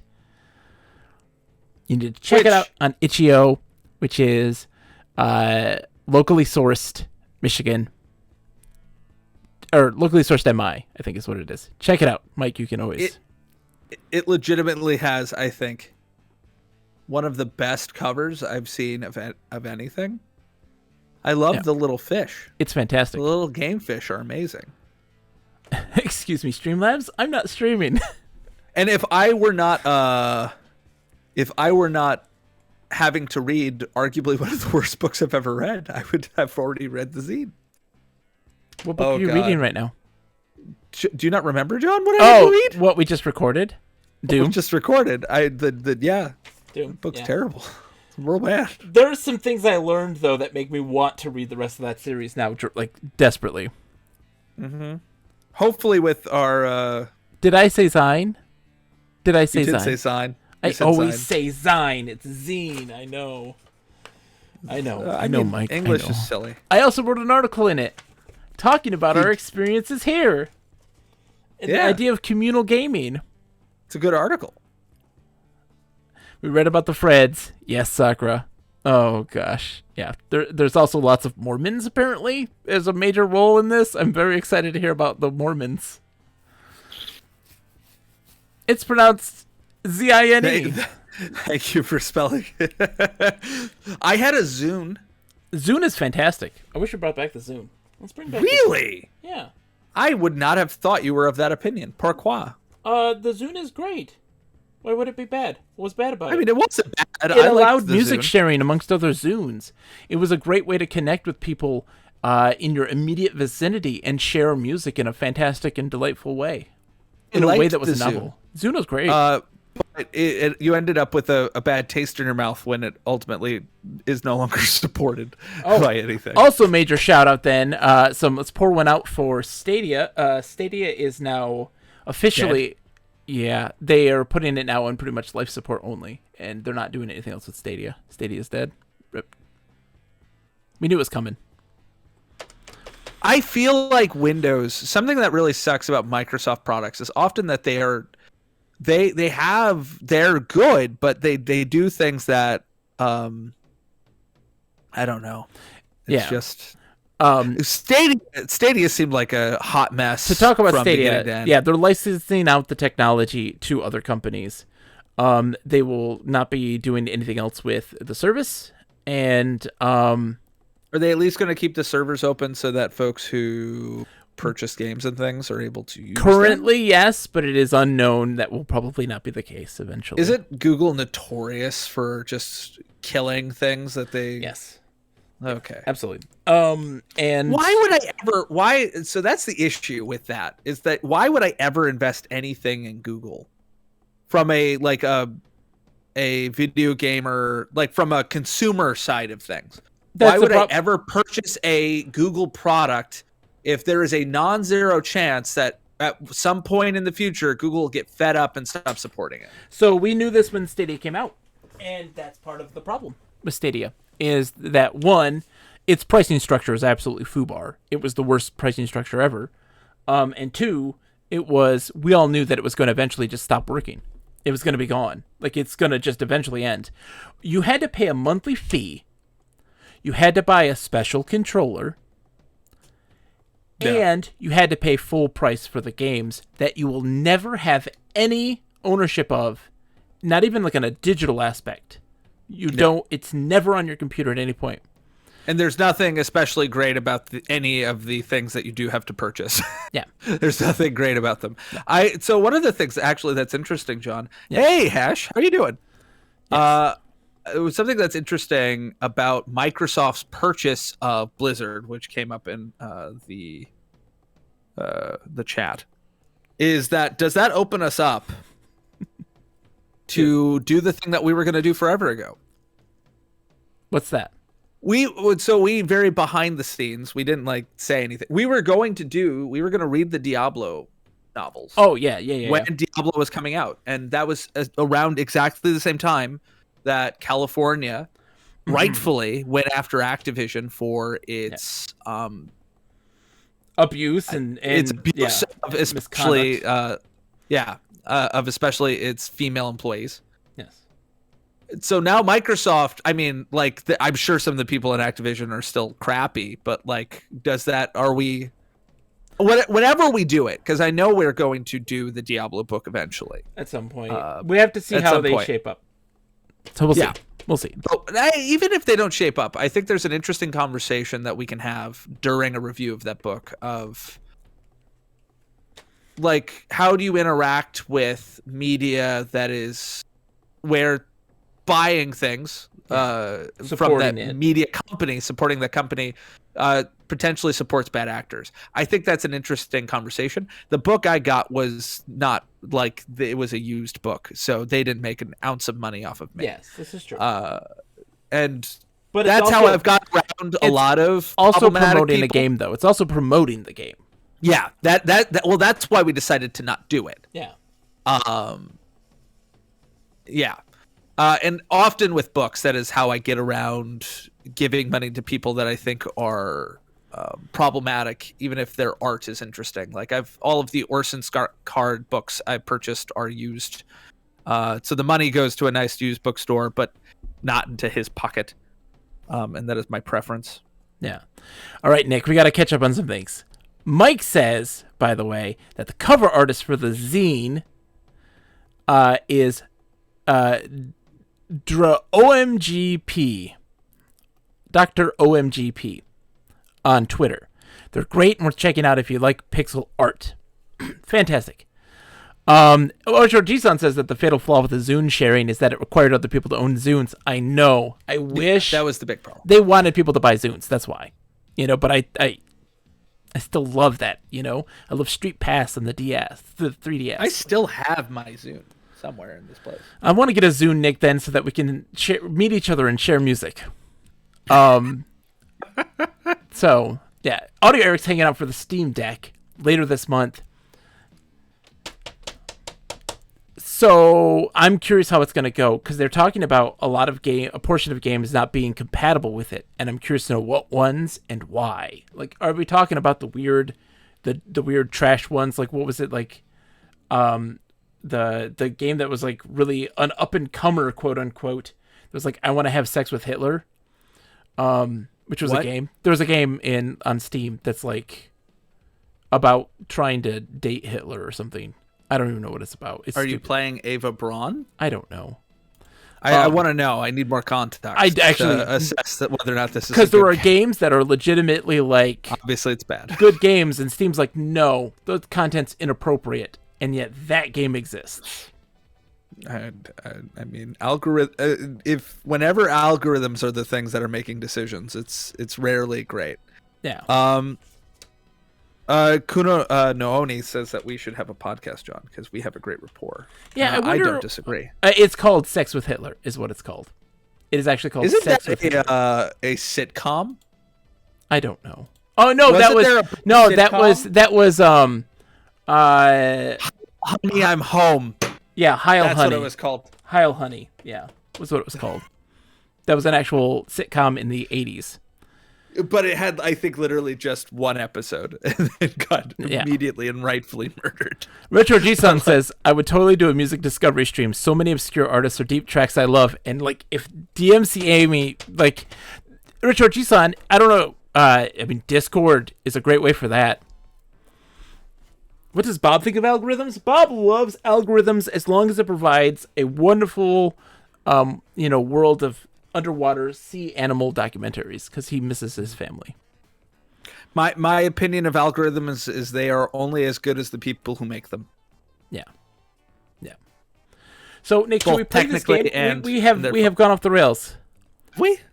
I think this is the point. Edgar says, "Oh my God, I was literally just typing that Heil Honey, I'm Home was a thing." Yep. You can actually watch it on YouTube, Netflix. Okay, I was about to say Netflix hasn't gotten that one right. There are the world of pilot episodes are fascinating. That is one of the many super interesting things that exist in this world that most people don't see. Like there's one that's a sitcom about the life of a dog, but it's portrayed by a really like famous actor in a dog suit. And like it's a dog sitcom. I've seen that movie, that show. What is it called? It's the famous actor is it's the guy from the Lord of the Rings. It's Frodo. What's Frodo's name? No, different. No, different thing. Different thing. Different thing. This was like in the 70s. There's multiple shows where there's a famous guy and a dude in a dog suit, and it's like it's just like, oh, the life of a dog is, it's kind of hard work, but I do my best. Get a treat now and then. You know what I'm talking about. Like, how is this a thing that has happened more than once? We need more applied math people talking to the humanities people. This is Earl. Yes. I've always said that. I'm an applied math guy. There's a lot that goes into designing algorithms and models. It's true. Audie Eric says, pilot episodes are amazing, even for successful shows. Some of the pilots are completely different. Absolutely. Etro G-Sun says, I was talking to someone and they were shocked that Hogan's Heroes was a show, a very popular show. Not just a show, like a cultural phenomena at the time. Yeah. Oh my gosh. Yeah. Quantum Leap, created out of an idea for Battlestar Galactica spin-off series. That's crazy. Nick, should we play this game?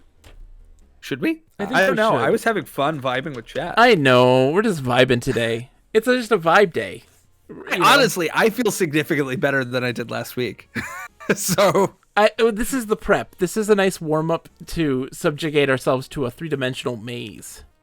Okay, so we need to wake the gnome. Did we wake the gnome? No, we have to wake the gnome. Wake the gnome. Hey, buddy.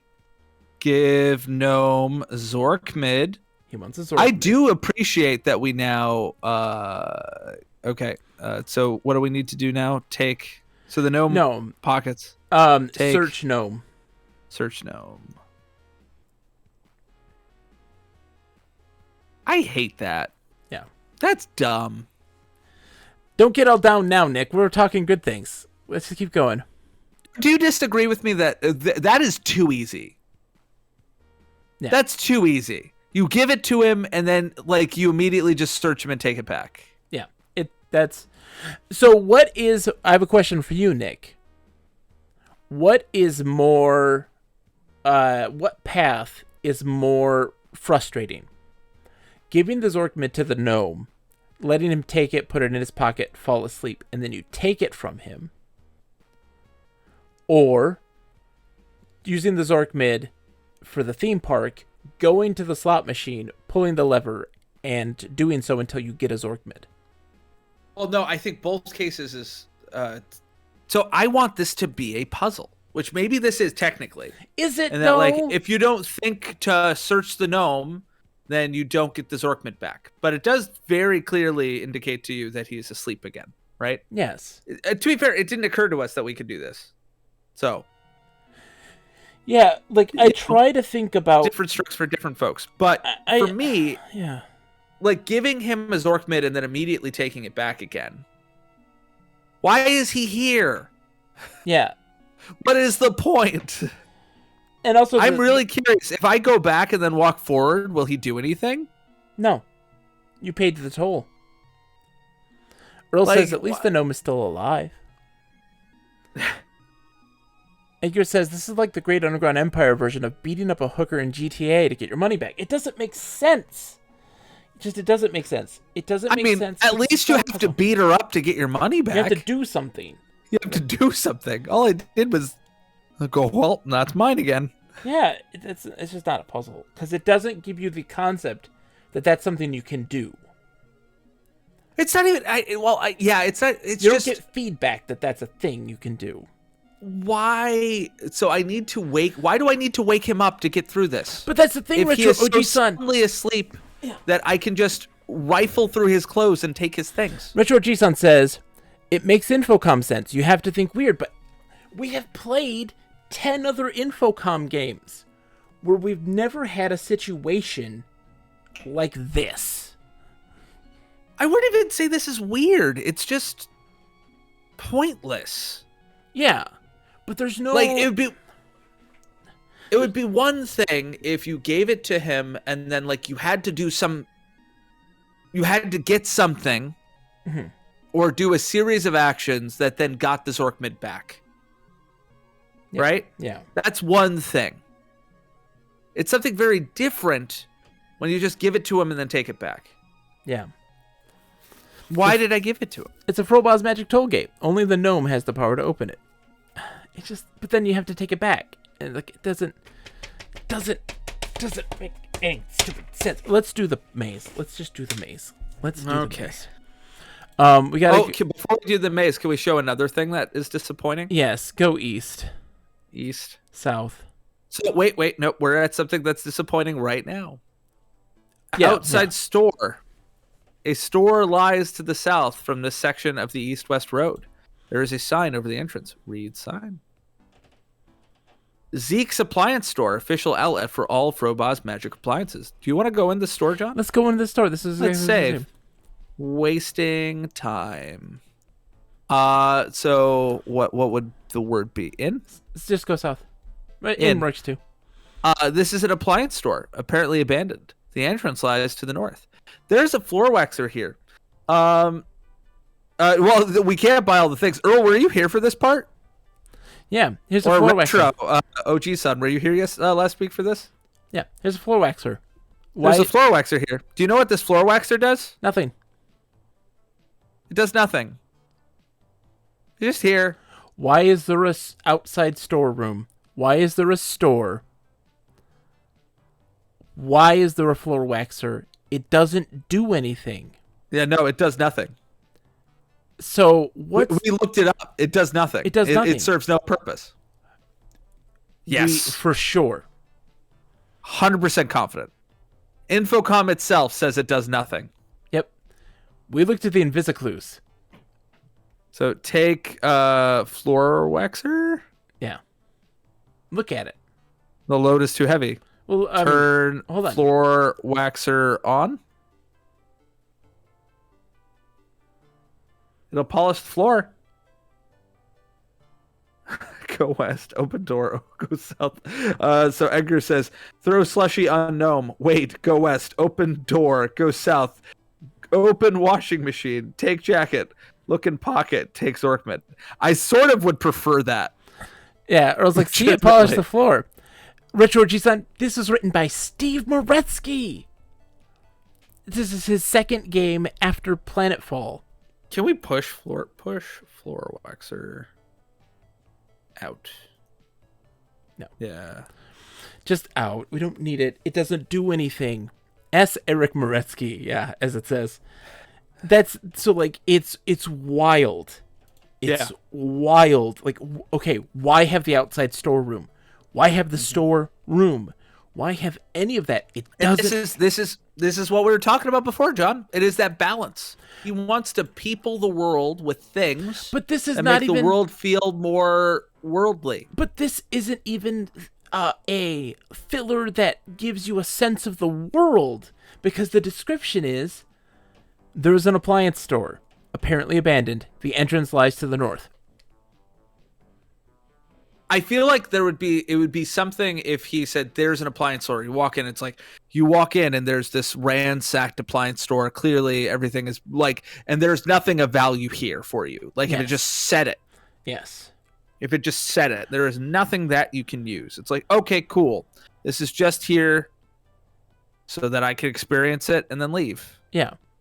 Because there's nothing to interact with. There's nothing to tell you like, hey, this might be an important room. For instance, Nick, there's a room that we've been to, the Hall of Carvings, that is just a single room that has some description. Like, we have to do something in the Hall of Carvings. We don't know what yet, right? Indeed. Yeah. Like, it is a like, oh, these grand depictions, this dragon, and like a whole bunch of things, you know, but nothing directly to interact with, no like items on the floor or anything like that. But like we clearly like we need to go back there at some point and figure out what to do there. If it was filler that contributed to the world building, then that could be neat, but it's so boring. Exactly, Mike. And in Planetfall, he has filler that contributes to the world building that also you could be like, oh, this might be a place of interest that I need to go to at some point to solve a puzzle. I don't necessarily know what yet, but I'll be looking out for things that might help me there. And the red herrings, that's okay. Yeah. There are a lot of red herrings here, but there's not a lot of things pointing you in the direction towards the right puzzles. So like there were at the end of Planetfall, we were like, oh, so those things, they didn't matter, right? Yeah. We were surprised, but not offended. Because we didn't spend a lot of time beating our head against the wall trying to figure out how to get in a helicopter. We tried, and we're like, oh, it's not working. We'll see if we get something later down the road that helps us, right? Yeah. And then we just carried on, and we kept encountering things that were puzzles, and then solved the puzzles. And then it was like, oh, yeah, the helicopter, that didn't matter. That wasn't for us. Yeah. That's fine. That was just there for flavor. Because also, the helicopter literally says that there is a slot for swiping a helicopter key card. Right, that you need. So we would then be like, we're on the lookout for a helicopter key card maybe at some point. Yeah. And we never found it because it didn't exist. It didn't exist. And so then we're like, oh, we don't need the helicopter key card. We don't need the helicopter, you know? And here, there's no inclination that this is useless. That's actually a really interesting... That's a really interesting... Because I forgot that detail. I legitimately forgot that that was a thing. Yeah, Retro Jason says, Nick, that is an Infocom inside joke to have the floor waxer in Zeke's appliance store. Zeke and the floor wax/waxer show up in other games. Is this the first game that they show up in? It's the first one it shows up in, I believe. Unless the wax was in the beginning of Planetfall, could have been because we did wax floors.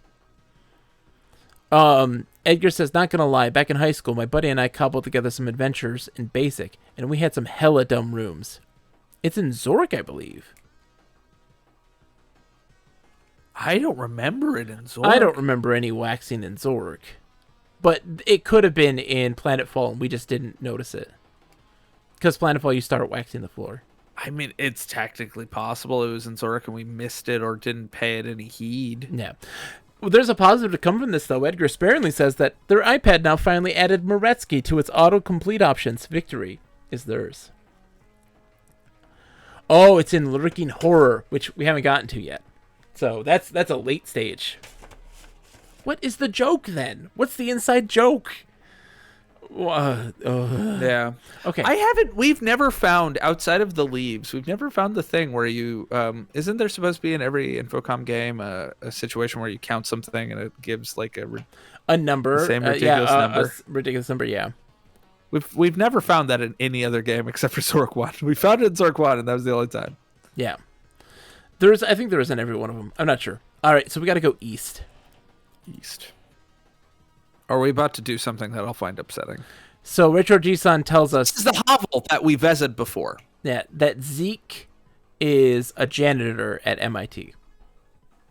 Oh, that's sort of sweet. Yeah, it is, but make it an Easter egg. Don't make it...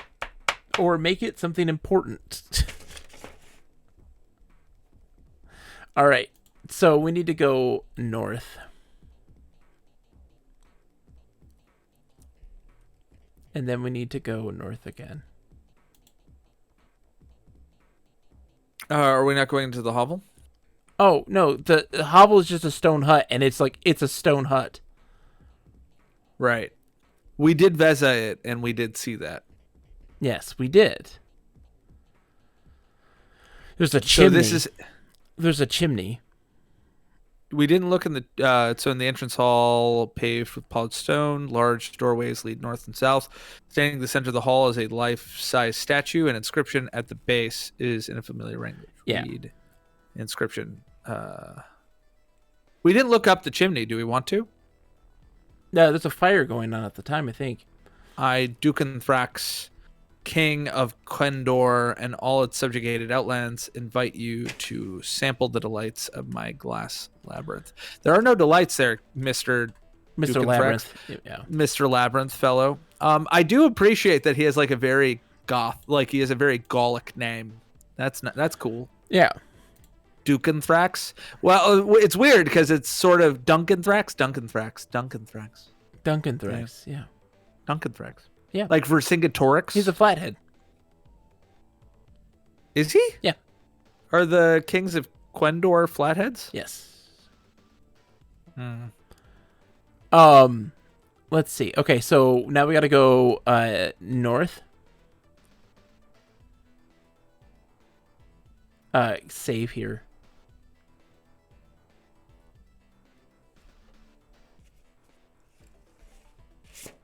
Okay.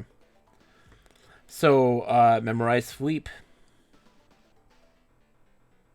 Does sweep just make it so that we save don't now. Save now. And now sweep self.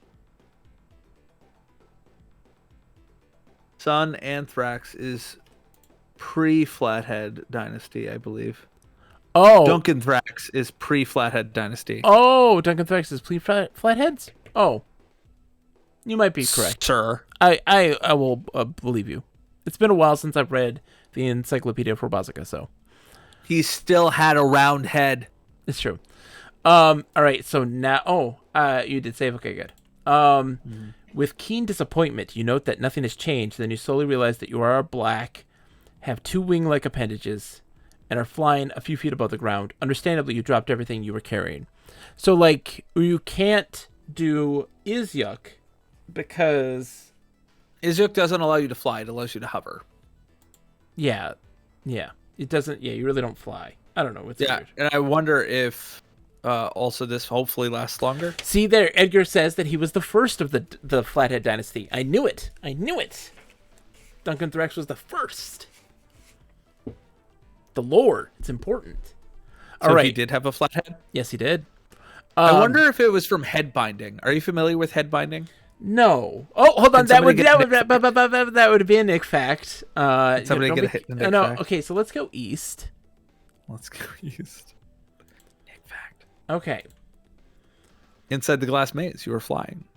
You are inside a huge cubicle maze, shimmering with light from an unseen source above. Hey, yes, thank you, Hesh. Okay, let's talk about head binding, Nick.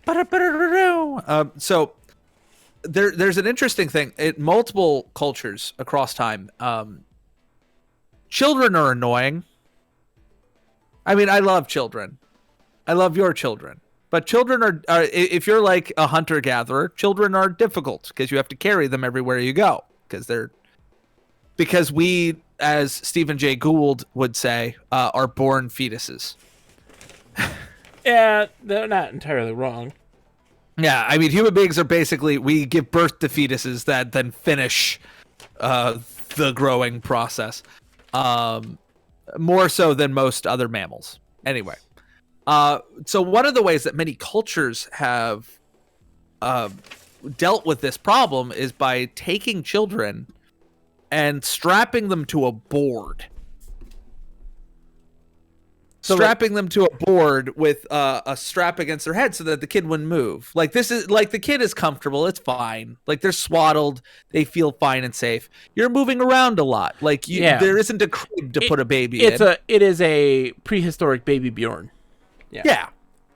Do you know what the problem with this is, John? Well, yeah, because you attach them by their head, and that's a thing that is soft. And Yes. And what it causes is a deformation of the skull.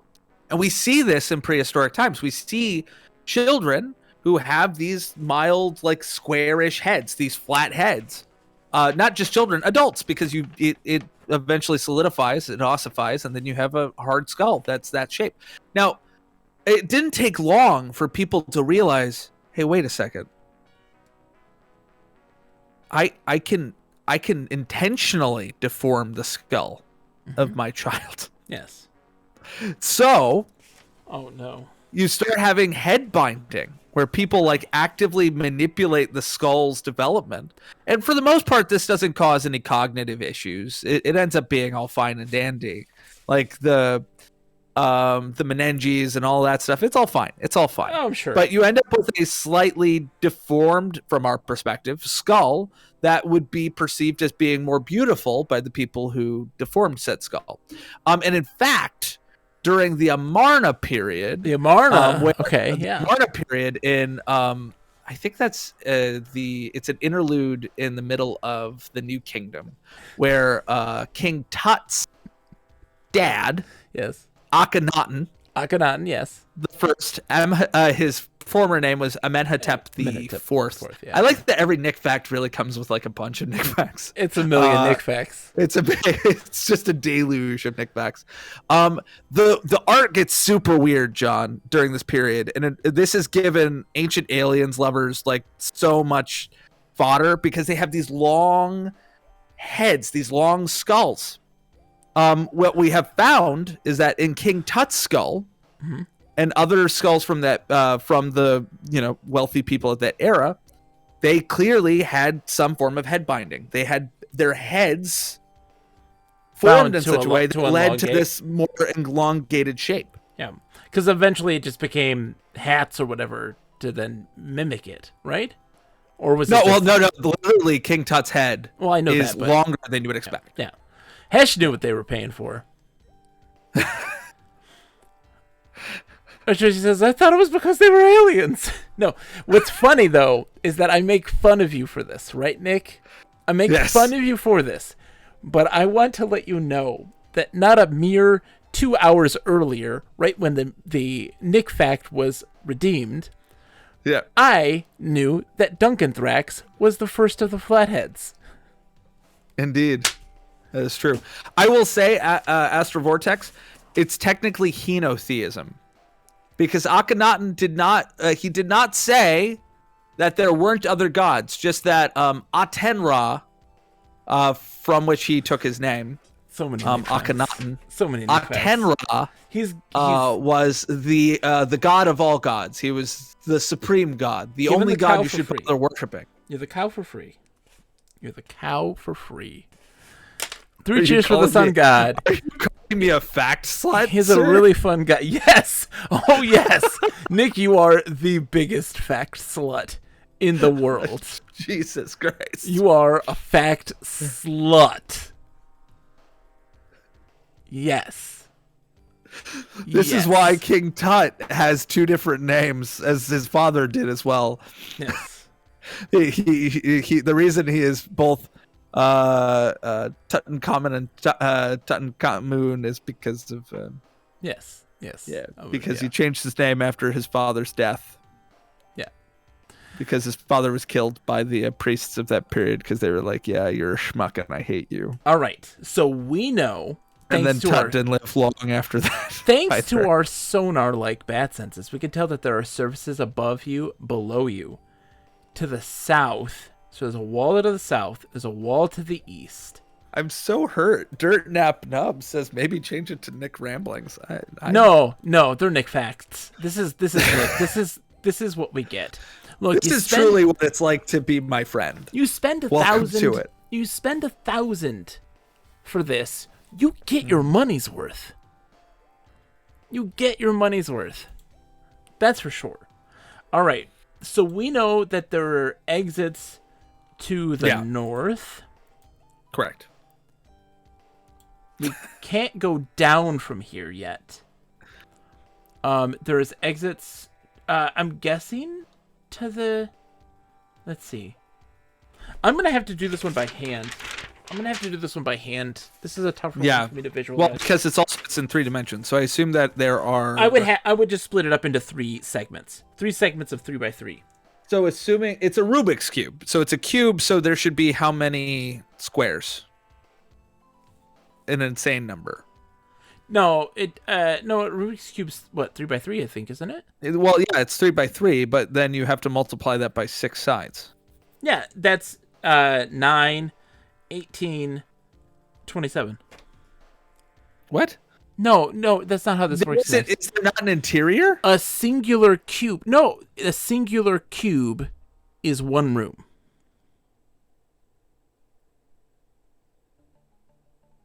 You are inside a huge cubicle maze, shimmering with light from an unseen source above. Thanks to your sonar. I assumed that it was 1 cube. Yeah. That had that was probably 3x3. I don't know why I made that assumption. That is a strange assumption to make. Let's just go north. So Edgar does say that it is a 3x3 matrix. I think that's the thing that Edgar said in the last stream. That he said this is a 3x3 maze. Also, it's not a 3x3. It's 3x3. You're messing with me, and even if you weren't, it was deserved. It's deserved. Dirtnap, I call it ramblings every day. I make fun of Nick endlessly for this, but it's also the thing that I love the most. It's the thing I love the most about Nick, is that I can say anything, and Nick can turn it into a fact, because he's just a weirdo like that, which I love. All right, so there's only way we can go right now is north. So would you like to go north? Yeah.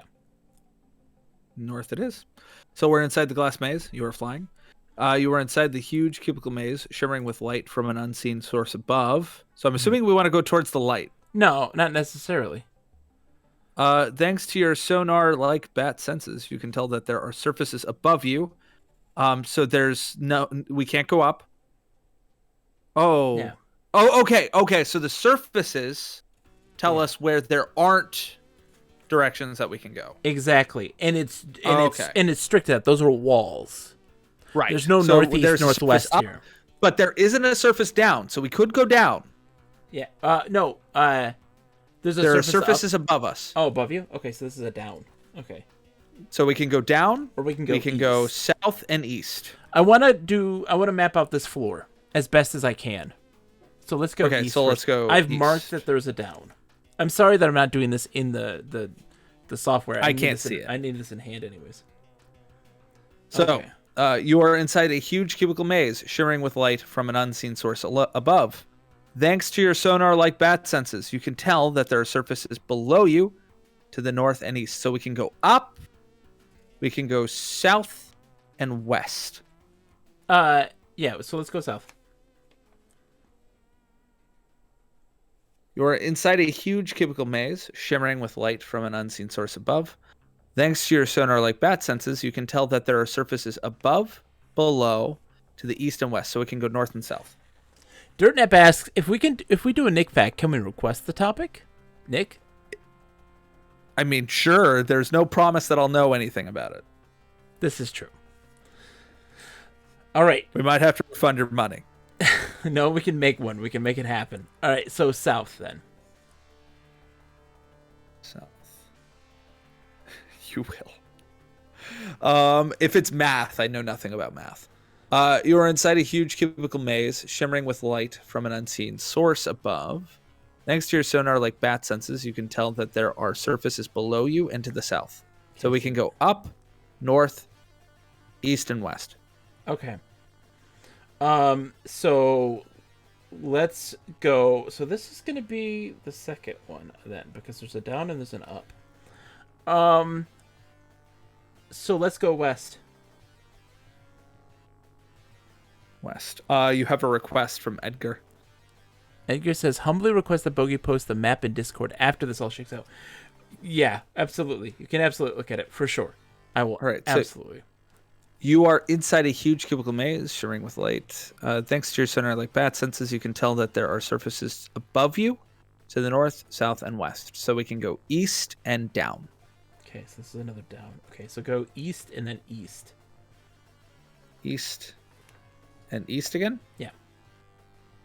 All right. So you can tell that there are surfaces below you to the south and east. So there is, we can go north, west, and up. There's surfaces below you to the south and to the east. Okay. Okay. Go north. You are inside a huge. Yeah. So there's surfaces above you, below you, to the north, and to the east and to the west. Okay, so that's a dead So end. the only way we can go is back. Yeah. So yeah, go south. And now go up. I don't hate this. Go up. I like this. Let's go up. Aren't you annoyed by how much you like this? I'm not gonna lie, this one isn't bad. I like this. It's not bad. It's good. This is a puzzle. This is a Josh, puzzle. We've encountered a puzzle. Yeah. Holy crap. Hold on. What? Hold on. Oh, sorry. Wait. Oh, you said to go up, and there's nowhere up or down to go. Wait. I can only go north. Hold on. They can tell that there's surfaces above you, below you, to the south, and to the east. Oh, I thought there was a... Never mind. So go west. Now go up. There we go. Okay. So at 1. Hold on. I've got to organize this properly. As for Vortex, you're right. Bat sonar, it's great. And yes, Sakura, holy crap, we've found a puzzle in this weird puzzle game. Okay, so I know that there are walls. Indeed. Along all 3 spots. We are coming up from here. Where are the walls here? So the walls here are above you, to the north and south. So we can go down, which we just came from. Yeah. And we can go east and west. So go east. After a moment of futilely flapping your arms, you realize that Fweep spell has worn off. You fall several feet to the ground. Luckily, there is floor below us. There's floor below us. So let's memorize Fweep, and then I'll tell you what directions they are. Okay. So memorize Fweep. Oh, shit. Because we don't have pockets. Shit. No, it's fine. We restore. We restore right before we memorize Sweep. Can we memorize Sweep a couple times? Let's do that. Yeah, actually. we can. Yeah. So restore. No worries, Retro G-san. Have a wonderful night. Thank you so much for the raid. It is an absolute pleasure to have you and host you and all of the folks out there. And to both of you, this is a double trumpet for Retro Ichi-san and, of course, the Earl of Chesterwick. Have some wonderful sleep, my friend.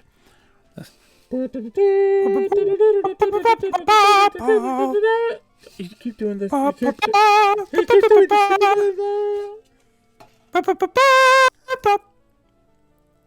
Always a pleasure. Have a good night, guys. All right. Okay, so memorize Fweep. Like, just keep memorizing Fweep.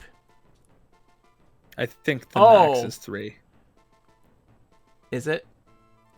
Okay, that should be enough. So now Fweep self. Let's try. Okay, yeah. Oh. Because we've learned it multiple times.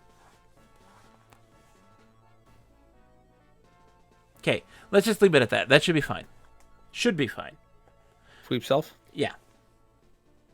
And so we go east. North. East. South. South. Up. Now we go east. All right, tell me when we're in new territory. This is taking a new territory. So floor above and below. To the north. North, south, and east. Okay. So this is a dead end. So west.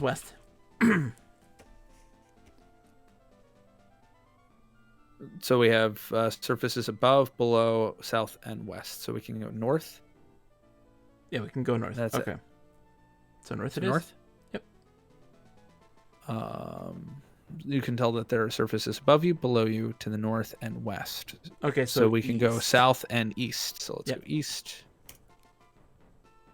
You can tell that there are surfaces above, below, north, south, and east. So we can keep going east. So north. No, no. There's No, surface to the this east. is a dead end. Dead end. Okay, so that. So we got to go west, south, east, down. What? Why Whoa. did I die? Hold on. What happened? Thanks to your Sonalic back says, after a moment of futilely flapping your arms, you realize the sweep spell's worn off. Oh! Shit. Oh, there's a down there. No. Oh, when we went... Wait. So let's read the whole thing. After a moment of futilely flapping your arms, you realize that the sweep spell has worn off. Unfortunately, this room of the maze has no floor. Your guardian angel, draped in white, appears floating in the nothingness before you. Gotten in a bit of a scrape, eh? He asks, writing frantically in a notebook. I'd love to chat, but we're so busy this month. The angel twitches his nose, and the nothingness is replaced by... It is pitch black. Dangerous creatures such as Grooves probably abound in the darkness. Oh, but because we died in that place with no inventory, we don't have any light sources, and we don't have the thing memorized. We can fraught self. No, we can't. We don't have this. Fraughts isn't Oh, fraught self. Let's see what happens. I don't think we should be fraughting ourselves, but this is good to know.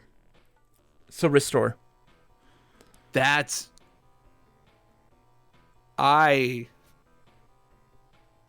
What's up? I don't hate this. The resurrection?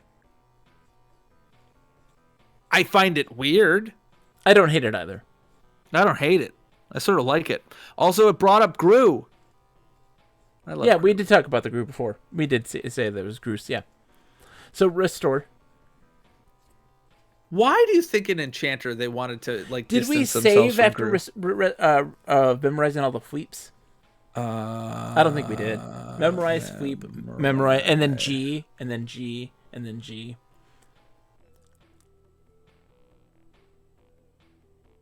There you go. Boom. So it's 5 total. All right. Okay. So save. Yeah. Now. And let's count how many times we go before we fall. Okay. So that we know. Well, I can tell you right now. We went 1, 2, 3, 4, 5, 6, 7, 8, 9, 10, 11, 12. 12 turns. 12 turns. That's good to know. So let's keep track of turns so that we can try to avoid. Okay. So east. North. What? Oh, we didn't sweep self? No, we didn't. We didn't sweep self, so restore. Did we do all the sweeps? We did. We memorized them and you saved, yeah. No, you did already. I'm just checking. Yeah. Okay. Okay. Sweep self. East. North. East. Up. So this is new? Yeah, this is new. Okay, so you can tell that there are surfaces above you. So we stop there, to the north, to the south, and to the east. This is interesting. Okay, so go west. So surfaces above and below, and then a dead end. Okay, so that is not one we need to use. Okay, so go east and then down. All right. So now we have mapped out all that we can of both the top floor and the second floor. Don't save. You don't need to save. You don't need to save. It doesn't. It's now I have to write down death by cube. That's fine. You don't need to save because we have mapped out all we can there, and there's lots still to work with. It's fine. It's fine. Okay. Where are we now? So west, down. Okay, this is new. So, there are surfaces below you, to the north, to the east, to the west. So we can go back up, and we can go south. South is the way we want to go.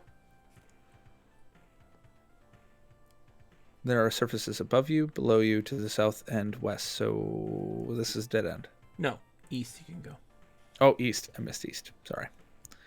Above you, below you, south and east. Then we can go north. Above you, below you, north, east, and west. Dead end. All right, so then we have to go south, west. I mean, why don't I just restore back to Flying Pat, John? I guess that's true. Do you remember where that was? No, but that's fine. Okay. West, I believe. Yes. Okay, North so and to restore, the west. restore, because we don't want to. We actually don't want to go that way. So restore. South, south, west. Okay. Down. Is this new? Down. Down. Okay, so this one. So there are surfaces below us, to the north, to the south, and to the west. So we can go east. Yep. And there should be surfaces to the north, to the south, and then not. We to can the keep east. going east. Yep. Go east once more. Above, below, south, and east. So we can go north. Yep. Correct. Okay. So you are inside. Yeah. There are surfaces above you, below you, to the east and west. Sweep so we self. can Sweep self. sweep self. Yeah. And then north. North. Thanks to your sonar like bat senses, you can tell that there are surfaces below you, to the north, to the east, and to the west. So we can go back, or up. we want to go up because we've never been to this room before. So go up. So we are up. There are surfaces to the north, to the south, to the east, and to the west. So there's none below us. There are none above us. Go up. This is going to be the exit. That there are surfaces above you to the north, east, and west. So we need to go south. Yep. And then you can tell that there are surfaces above you, below you, to the south, and to the west. So we want to go east. And that's the exit. The maze opens here onto a tiny outdoor plateau, completely surrounded by towering cliffs. The only way out is back through the dazzling archway of glass to the west. Near the glass arch is a small rectangular brick structure. The center of the structure is a hole about a foot wide, leading down into darkness. There is a parchment scroll here. I did not hate this. I liked it. I liked it too, Nick. It was nice. I enjoy the mazes that aren't mazes. I don't like the twisty little no, it's a lie. I liked the twisty little passages. That brought us closer together, John. It did. I like mapping. And figuring things out spatially. So yeah. Thank you, Hash. That is too kind. For the bits. Thank you so much. Thank you, Hash. I like spatial puzzles. And so, like, when we played when we played Starcross, and like understanding just the structure we are navigating in and of itself was exciting to me, and the twisty little passages. I mean, our favorite puzzle in Zork 3 was the wall pushing puzzle. Yes, I loved that puzzle.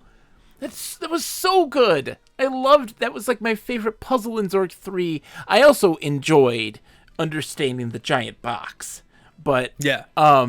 Because like I just enjoy understanding the spatial nature of things using words. So that was a positive. Edgar says, I enjoyed watching you guys enjoy that. Glass Maze is nice. Astro Vortex says, thank you. Thank you for the GGs, everybody. Oh, I like those GGs. It was a good puzzle. Contra's got a great GG. My goodness. It was a great puzzle. Yeah, absolutely. I loved it. It's good. Okay, sorry. Where are we at now? Sorry. So we have a parchment scroll here. Take scroll. We're still a bat. But can we? No. Wait. Yeah. It should be where. Is there something? Is there anything below us? Yes. Wait. Yes. Wait. Just type look. Look. Maze opens up here. So. Did we celebrate too soon? Hold on. The only way out is back through the dazzling archway of glass to the west. Okay, there we go. There we So get scroll. As you take the scroll, a deep and evil laugh rumbles below the hollow. You hear a sliding, grinding noise and turn just in time to catch a flicker of light from within the glass maze, indicating that its transparent panels have shifted around. Okay, that's fine. Look at the scroll. Look at scroll. Onzo. Exercise and inhabiting space. That's saving Presence. Bilbaz. Oh, inhabiting presence, yeah. Now, can we Nusto a spell without a spellbook? No, we don't have a spellbook. We can't even Nusto. I don't. Oh, I guess so. Hold on. Is there a way to get out? So now we have to get out without falling to our death. No, I understand. No, listen. I got it. So, just let me provide rationale. Okay. So we need now. The challenge is getting back without being a bat. No, that Right. is not the case. Near the glass arch is a small rectangular brick structure. The center of the structure is a hole about a foot wide, leading down into darkness. There is a parchment scroll here. That's the chimney to the hut. The hut. So, save. Sakura enjoys watching enjoyment. It gives them enjoyment, which is why Sakura has not enjoyed my last few streams, because I've been banging my head on the wall. Jabba the Hutt. Okay. I like it. Can you go down? It's too small for humans or even bats. Drop scroll down hole. Sakura says it's been sad. I'm sorry, Sakura. Yeah. Okay. Okay. So now Fweep. Fweep self. Save again with a different save.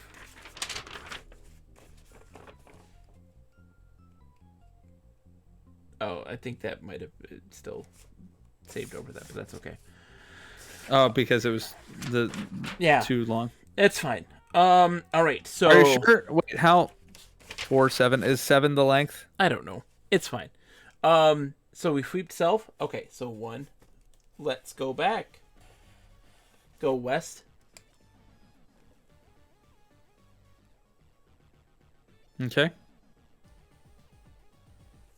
Nick, Yeah. read that. It moved, right? No, read it. You were inside a huge cubicle maze shimmering with light from an unseen source above. Thanks to your sonar-like bat senses, you can tell that there are surfaces above you, below you, to the north and south. The Dorn beast rushes after you. Its ears bleeding, bellowing, resounds. Okay. So, all right. So it says. So we just need to go as fast as we can. Above, below, to the north, and to the north south. and south. So we can go either back or we can go west. Yeah, that's all we can go is west. Go west. So there is surfaces above you, below you, north and west. So we can go back or south. south. So we just can't make a mistake. Yeah. Above you, below you, to the south and west. So we have to go east. South and west. Okay, so east it is.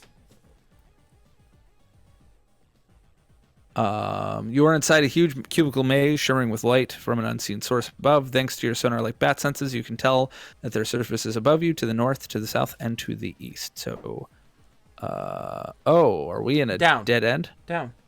Oh, down? Yeah. The Dorn Beast rushes after you. Its ear-splitting, bellowing resounds throughout the glass maze. Suddenly, the Dorn Beast realizes that it is galloping through mid-air and gives a surprisingly high-pitched squeal. It claws frantically at thin air, trying desperately to invent Dorn Beast flight. You happily notice that Dorn Beasts do not so much fly as plummet. Okay, so we go down. Down. You know why people were probably pissed about this puzzle? Why? Because they didn't memorize sweep enough. No, there's another another that's thing. what happened to us. There's an But easier solution to this puzzle, but I kind of want to do it this way just because I enjoy doing it. Let's do it again.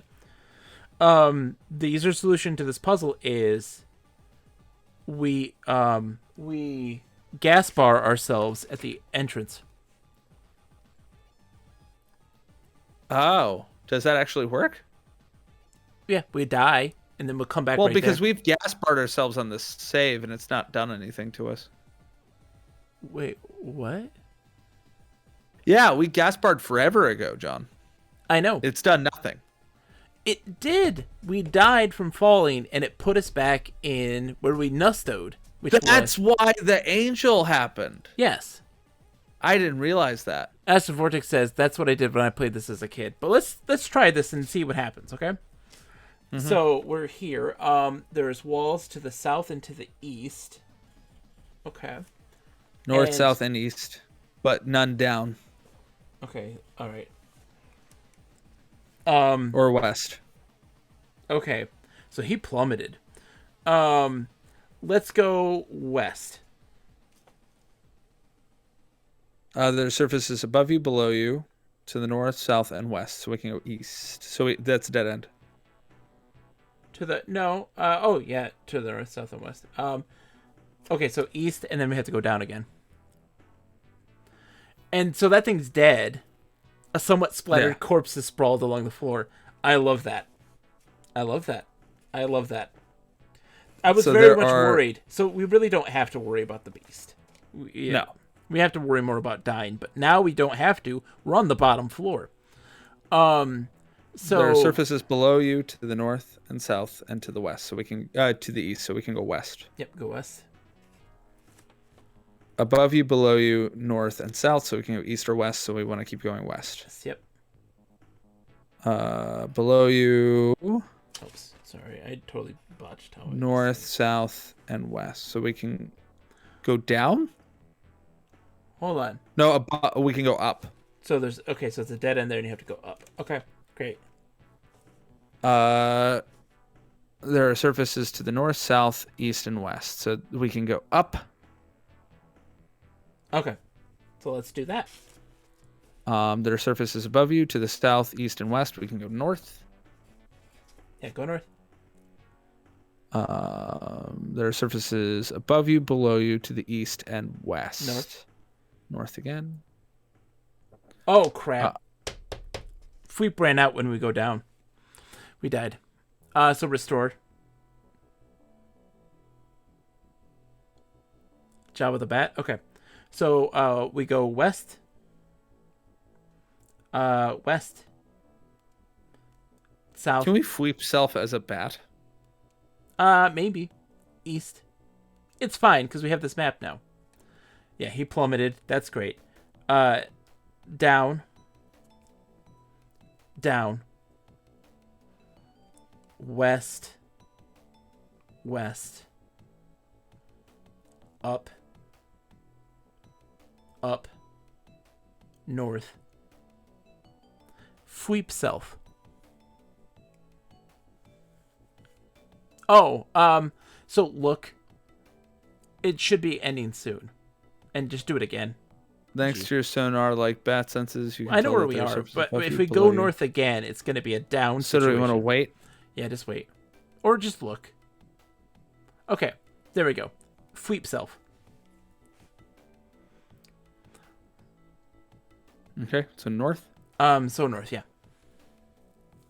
Okay, so There are surfaces above you to the north, to the east, and to the west, so we can go south or down. down, so we go down.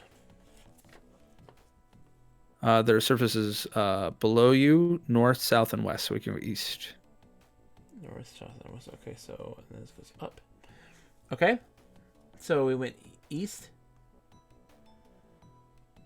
You can tell that there's surfaces below you to the north and to the east, so we can go west or south. So south. Hold on. No, if we yeah, let's go. Sorry, let's oh boy. Oh, So- GoDappy both says that they like your map, and also that up is a construct, man. Up is a construct indeed, GoDappy. It's good to see you. So let's go up. Yeah.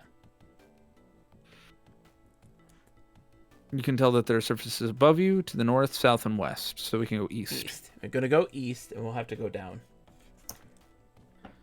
No, the you can tell surface is that above you and above below you, you. below you, to the north, south, and east. Okay, so go So that was west. a dead end. So that's a dead end. Okay, so west. Told you. Shush. Down. Down. East. Oh, hold on. Hold You can on. tell that there are surfaces below you, to the north. What? You gave me the wrong information last time, is all. What do you mean? You gave me the wrong information when you told me what the walls were. Go south. I don't think so. You did. Go south. No, I disagree. You just misheard me. There are surfaces above you, below you, to the south and west. So we want to go east. Yep. Given that I'm just reading the text. And now we can go north. Don't worry about it. Wait a second. I'm literally just reading the words, John. Yeah, you are helping me. I'm mostly saying. No, but how could I have given you the wrong information when I just read what it says? You do this. You go. Walls to the north, east, west. And like you don't finish your sentence. You're wrong. Okay. You can tell that there are surfaces above you, below you, to the south and east. We can go east more. No, we or cannot. North. We cannot go east more. No, we can't. I got confused. Oh, you got confused. Do you want me to quit? I'll quit. I see. Huh. But you know Mr. what you Infallible. say. Okay. Now we should be able to go down. Yes.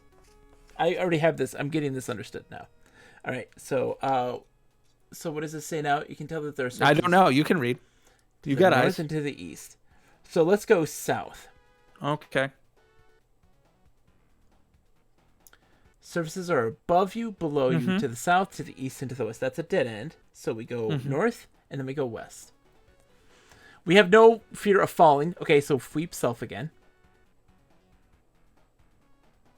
Now we go west. Go west. I'm not even looking at the screen. Oh no! Have I really upset you, Nick? No. Okay, as long as I haven't really upset you. To the north and to the west. So south. And then to the west. You can just deal with this on your own, John. Now we go up. Up. And then we go. Oh, so what did it do? So we go. That changed it. Wait. So now there's surfaces. Okay. No, this isn't. Hold on. Above you to the north, south, and west. So we can go east. So we can go west. Hold on. Stop. We went up. It says there are surfaces now to the north, to the south, and east. Okay, west. That leads us out. Yeah, this is the exit. West. There we are. Boom. And there's all our stuff. As a bat, you'd better settle down before thinking about settle down. You stop. Just look. Just because that's wasting more moves. Just look over and over again. There we go. After a moment.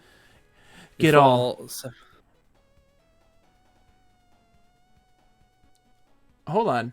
What are we holding? We can't hold the Zorkmid or the new scroll. No, we dropped it. What do you mean? Oh, we're too tired. That's why. Sleep. That's why. We're too tired to hold everything. So, okay. You dream of being pursued through a dank cavern.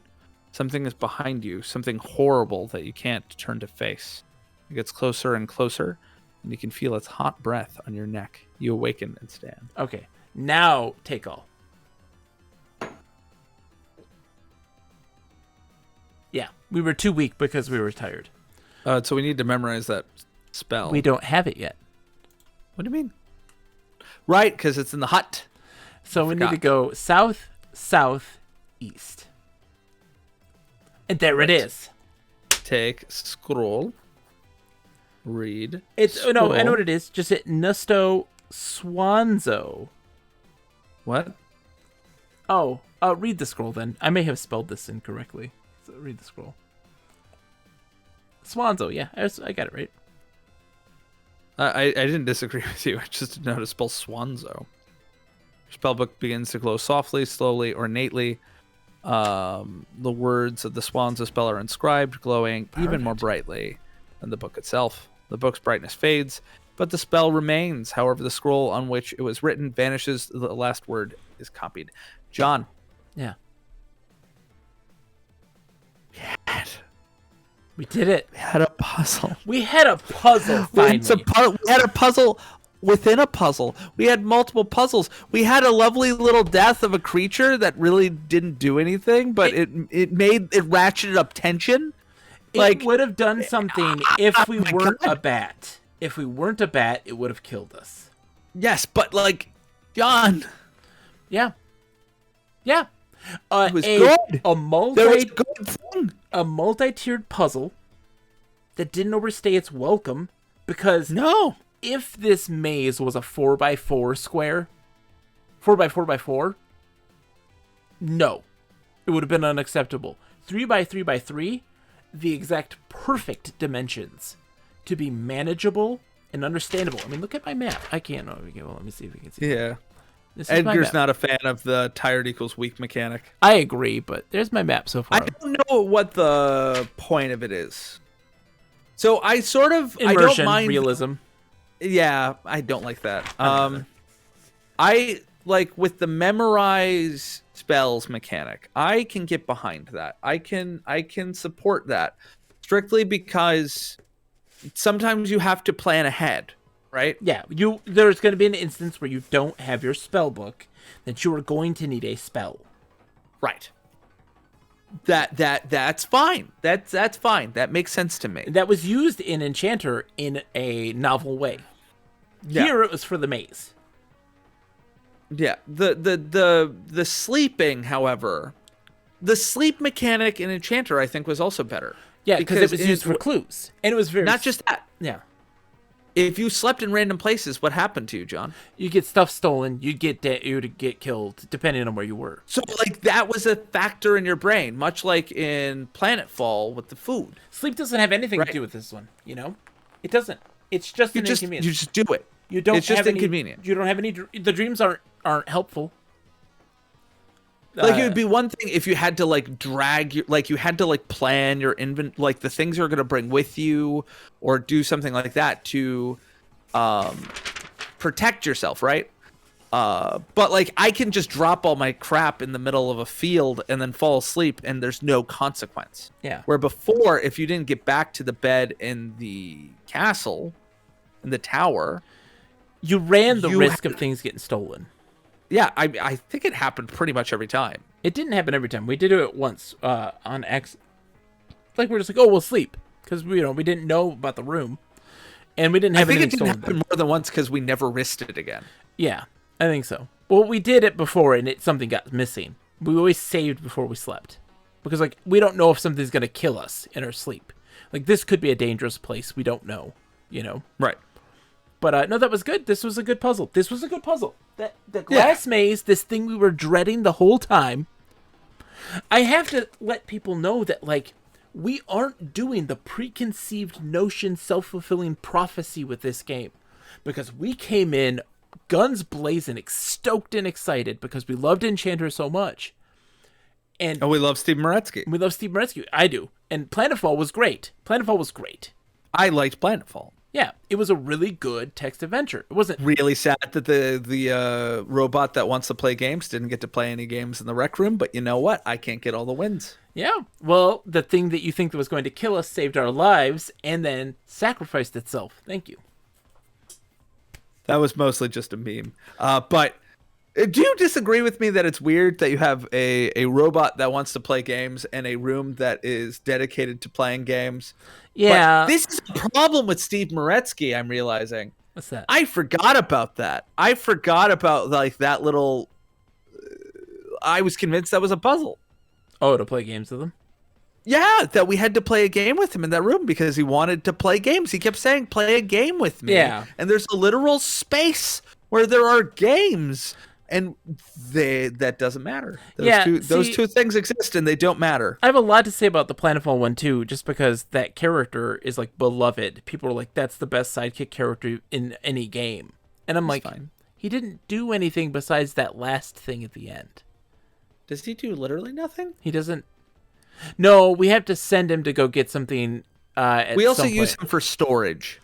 No, we never used him for storage. Yeah, we used him to we would give him cards. We gave him one thing, but we sent him into a place that only he could get into to get something.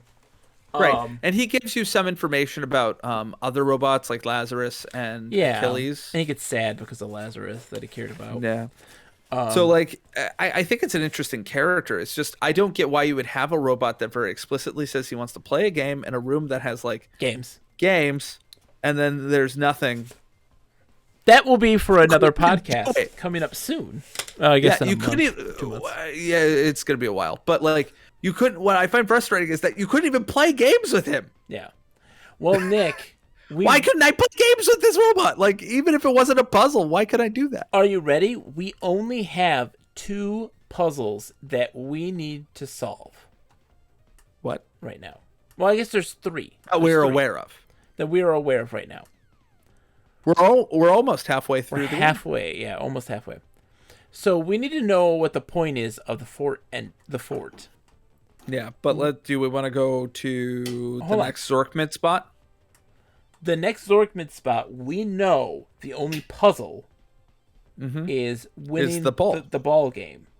Yeah. But we don't What spells do we have? Read spell book. So, we have Izyuk, fly like a bird, which you do not, you float. Yeah. That's a weird description, given that, like, you have to literally turn yourself into a bat in the port. No, I bet you... I bet you, Nick. Here's probably the thing. All right? I bet you could Izyuk yourself, right? But you wouldn't know where the exits are. Also, Izyuk only lasts like 4 turns. Whereas the bat spell lasted like, was it 12? 15? It was 12. It was 12 moves. Okay. 12 moves. And the sonar gives you the walls. I think that Swanzo the rabbit, maybe. Swanzo the rabbit. No. So my thing is that there's 2 places that we have something where, like, clearly there must be something there. What is it going to be though? And that is going to be the Hall of Carvings. And the fort. Okay. We're not going to go back to the theme park right now because we don't think we can solve that. We don't think we have anything that's going to help us solve that yet. What's in our inventory? We have the ochre vial. We have a pile of backwana. Yeah, none of that. An amber vial. No, none of that's going to get us what we need. An orange vial. What? Read amber vial or orange vial? Which one? So, the orange vial, the amber vial is a blort to see in dark places. What does the orange vial do? The orange vial, it allows you not to, you don't need to breathe air. Don't need to breathe air.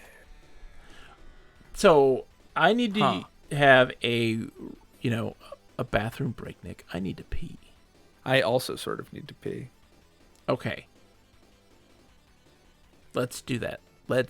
Should we cross the streams? I mean, we used to be able to and would do so, but you gotta every time you gotta touch tips and cross the streams. It's just how it works. It gets really messy. It does, but it is what it is. All right, I'll be right back. Water cooler break from Nick. Thank you, Nick. I will need water too. Whee! Bye.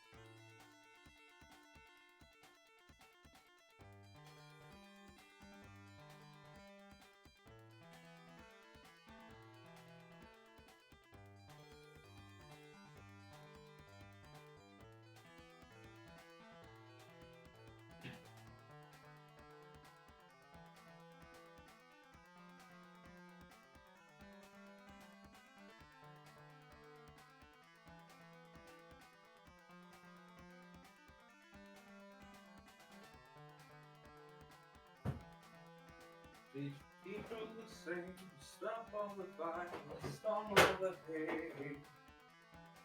They will all be free and proud to be under the same sun. Sons of freedom like hell. One day, oh, oh. All my life I've been waiting for, I've been praying for the people to say.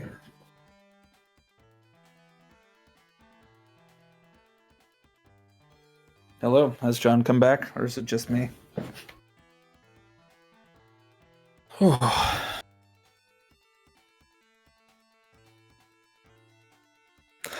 Hi, John. Hi. All right. I appreciate that Edgar sparingly can urinate in high definition. It's 1080p. Don't, when you accidentally pee on your face, it's 1080i. PI? IP? Wait, what? Breaking news. Breaking news, folks. The Video Game Fantasy League update. Look. Oh my god. I just want to let y'all know. The bids got processed for new games, heavy hitters. The players are moving at a rapid fire pace. Sakura, did you notice this? I got Ghostwire Tokyo for 15 buckazoids.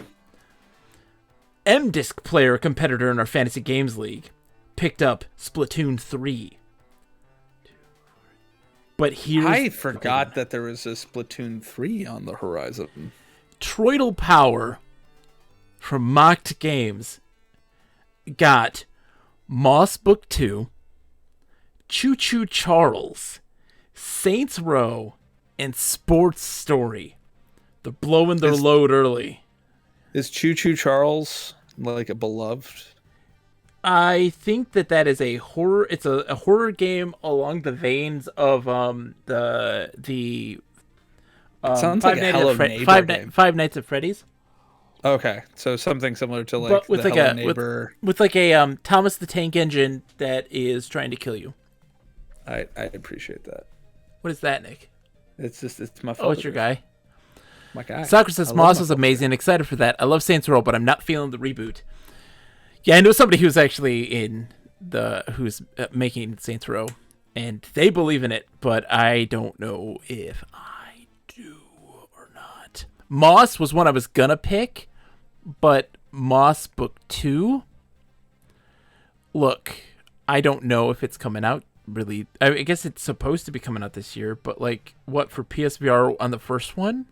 On PS4? I don't know. It's been a long time. I think the novelty's gone for folks. Choo Choo Charles, though, that's a big hit. People will love that one. All right, Nick. So like, why would they love that one? Are the Five Nights at Freddy's games like rated by critics? One of the biggest rated games last year was a erotic visual novel called Bustafellows. Bustafellows? Bustafellows. Any relation to Busta Rhymes? No. Oh. That seems disappointing. And Sakura, Moss was amazing. I did beat Moss on stream in VR. I wish I could do more VR games, but like it doesn't work. It doesn't work for how I like to stream. So VR is just simply on my own free time right now. I'm going to be doing my first VR lesson next week. You know, maybe that's what we need to do. Teach more kids with VR? No, like, have like a Discord call and you just run chat and tell me what they say while I play VR. That could work. That could work. Maybe there'll be a VR day someday. Because I want to do VR so bad, like all the time. I just think about it every day. There's a VR MMO that just came out that looks so great. I can't love VR. Did we make you do VR at our home when you came out here? Yeah, it started making me feel sick. Really? Yeah. You get used to it. I have evolved, sir. I have evolved to when there is a disconnect between my inner ear and my eyes. I have evolved to feel sick because that tells my body, oh boy, am I poisoned. Okay. Well, I don't know why your body. I got does not Cro-Magnon have this. blood. Yeah, doesn't have this survival mechanism, Okay. but mine does. Okay. So we're going west. I get migraines when I watch 3D movies. Like they hurt me, Yeah. especially when they're like the ones that really try. When I saw Tron Legacy in IMAX 3D on the big screen, I got a little dizzy and disoriented afterwards, but that was the last time. Astro Vortex says that I tried playing Quake on a prototype Oculus Rift. It was a big mistake. It made me so dizzy. Yeah, no, you have to get like Astro Vortex, like. So I always say this: if you're moving around, play it seated. If you are standing still and just looking around you like a job simulator or something like that, do it standing. You can. And where your person is typically stationary. But just be seated. And think of it like a big screen. The issue with the seating is that, so like this isn't true for all people. Yeah. But like there does appear to be, so it's sort of like why reading on a car makes you feel sick, because your inner ear feels the motion. It feels that you are hurtling through space. So it's if it goes too fast. So there's a lot of games, Nick, that don't do that. And so there are instances where you get dizzy and where things mess you up physically. Like, for instance, I was playing Battlezone VR, and I did it standing. And that was a bad idea, because it's a smooth movement. There's no kind of, like, wobble or anything, to kind of give you the feeling that you're moving. It moves smoothly, and it moves quickly. Now, if I was seated, I like fell over. I was like, whoa, as if like I was, just, it was wild. But if I was seated, nothing. I was totally fine. So there's instances where things are moving too fast and there's some disconnect between your legs and your eyeballs. And you topple over. Like, it just happens. But otherwise, if there's not a lot of movement, you can stand, Yeah, I think if there is, I think for that sort of thing, like if you're really trying to fully immerse someone to the point that their movement even, like you're gonna, like, for that to work, you're gonna have to actually have them moving. Like that is just the thing. They're gonna have to move through space, which I think is getting to what Sorcerer says. That she misses the 90s Battlezone. Battlezone's a great game. The old arcade cab, the sit-down arcade cab of Battlezone, man. Oh, so good. I loved it. But I love VR very much. I don't get motion sick at all. And in fact, oh my gosh, it helps me see better. Next, you're going to tell me you like capers. So, like, I have an incredibly dominant left eye. Oh, really? I didn't know this about you. And, the RTS Tank Sim Hybrid. I was thinking the arcade game. Sorry. So I can only really see out of my left eye. I can see out of my right when I close my left, but like if I close my right eye, nothing has changed in my vision. I don't see any of it. If I close this, I can see out of my right, but it's weird. But after I'm done playing VR, I see out of both of my eyes. And it is a wild experience. That's freaking weird. It's a wild experience. Like, oh my God, I can see. Like, I can see.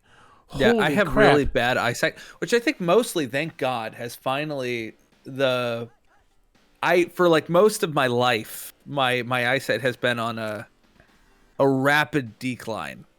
Yeah. Like, just every year I would need new glasses because my previous prescription literally would not work anymore. Yeah. Like, I could not see. It has mostly seemed to stabilize. Like, I'm still technically getting worse every few years when I go to get my glasses replaced. Yeah. But it's like just marginal. Like, you're just getting old. I'm like, okay, cool. Thanks. Yeah. This is what I do while Nick rants, by the way, and does Nick facts. This is what I draw. I draw little doodles. This is what I do.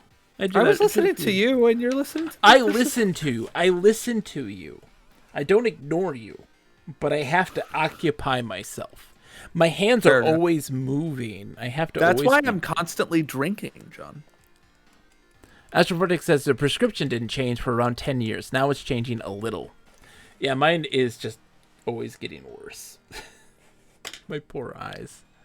I'm gonna be blind. No, mine was like, it would be like jumps. Sorry, I just realized I've ruined my life plan. Your life plan? Yes, I had a life plan. I had a gaming life plan. What was that? So, like, I knew one day that I'll eventually probably go blind. Games I won't be able to play very well. You're not gonna go. So I made a list of games to play that I could play if I was technically blind. Oh, these? And they were just these. You're welcome. Thanks, Nick. Now, when I'm blind, I will have nothing. Thank you. You can always come back to them. Did I send you the modern text adventure game? No, you didn't. There's I added it on my wish list on Steam. Hold we on. still haven't played the winner of the IF competition. I know. Are we ever gonna do that? Probably not. So there's a one called Hadean Lands. It is Indian Lands. It is That sounds fun. it is a text adventure. All right. This is the weirdest IF or IS Saturday we've ever had. I think. I know. This is it's $12. I really want to beat this game tonight so that we don't have to do it 3 days in a row. We have an hour left to do that. I don't think we can. know. We gotta try. There are blueprints and like rooms, and it's all about alchemy, and it is like there's a little bit of like graphics for like a window that'll pop up with a map and stuff like this, but it's a text adventure and it looks fantastic. Hadean Lands. It looks really cool. Hesh believes in us. We have to. Okay, well then we got to get moving. We got to get moving. For Hesh. Let's do it. Okay, let's get moving. So we got to go. Where are we at right now? Okay, west.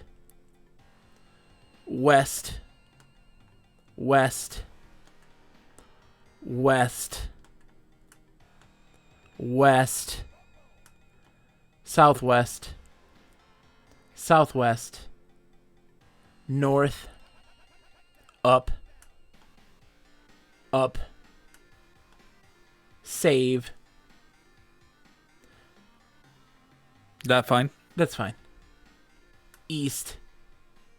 Northeast. Okay. What? Restore. The riverbank. It fell on It us. broke? Yeah. Okay. So let's memorize Izyuk. East. Izyuk South. Northeast. Southeast. Okay, a trail leads along the riverbank to the northwest. All right, so Which, by the way, we are technically over halfway because we give a Zork mid to a gnome. yeah. So we already know that we need to do that. Yeah. So So east. What is this? So you are at the center of a level field inside the fort. Entrances to rooms around the perimeter lie in several directions. A tattered flag, apparently that of ancient Quendor, still flies atop a mighty flagpole in the center of the field. Do we want to climb the flagpole? Never tried. John? Oh, climb the flagpole? Yeah. Sure. Save. Sorry, Edgar says there's a bit in the documentary Get Lamp where they're interviewing a sight-impaired person about playing interactive fiction with a screen eater, and they're like, "It's dark here. You can't see." Okay, so like that's normal. That's normal. That is hilarious. That's your name. That's the name. Okay, Nick. Yes. Thank you. Classy. We keep it classy here. Yeah. Climb pole. Just say pole. Climb pole. Okay. So no. I don't think that's the puzzle. Well, can we look at the flag? Because like it's the second paragraph, which is weird. You can't see it very well from here. The flagpole is very tall. Do we want?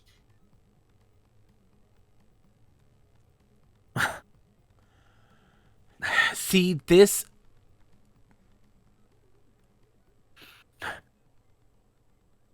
If you want to climb the flagpole, just say so. Climb flagpole. That sort of thing went out of fashion years ago. Why? Just tell me no. I don't understand. Just tell me no. Okay, so that's not important. Or is it? Because like it says, you can't see it very well from here. The flagpole is very tall. Fly. We could sweep ourselves. Can we just type get no up. How about we go get flag? Okay. Look at the pole. A rope runs up the side. So this is a thing we need to do. Take rope.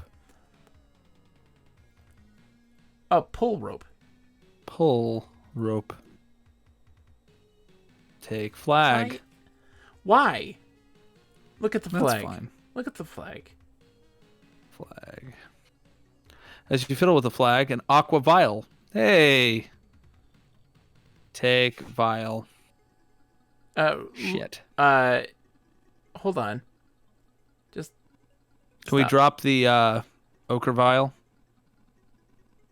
Or the calendar? Yeah. No, the calendars are a light source. Drop the ochre vial. That's fine.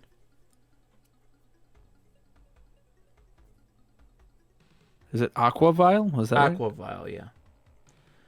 Why is that there? Why is it in the flag that's waving? That doesn't make any sense. There's a vial wrapped up in a flag. I think no, it's no, okay. No, it's not. There's a flag waving in the breeze that and they're wrapped up in it is a aqua vial. Increase Oh. Found it. Yeah, Edgar says if the solution here is what I seem to recall, the descriptions do a piss poor job of pointing you toward it. The only way I even thought about it, Nick, the only reason why I thought about it was because it describes it as a second portion of the room description. What do you mean? So when you look,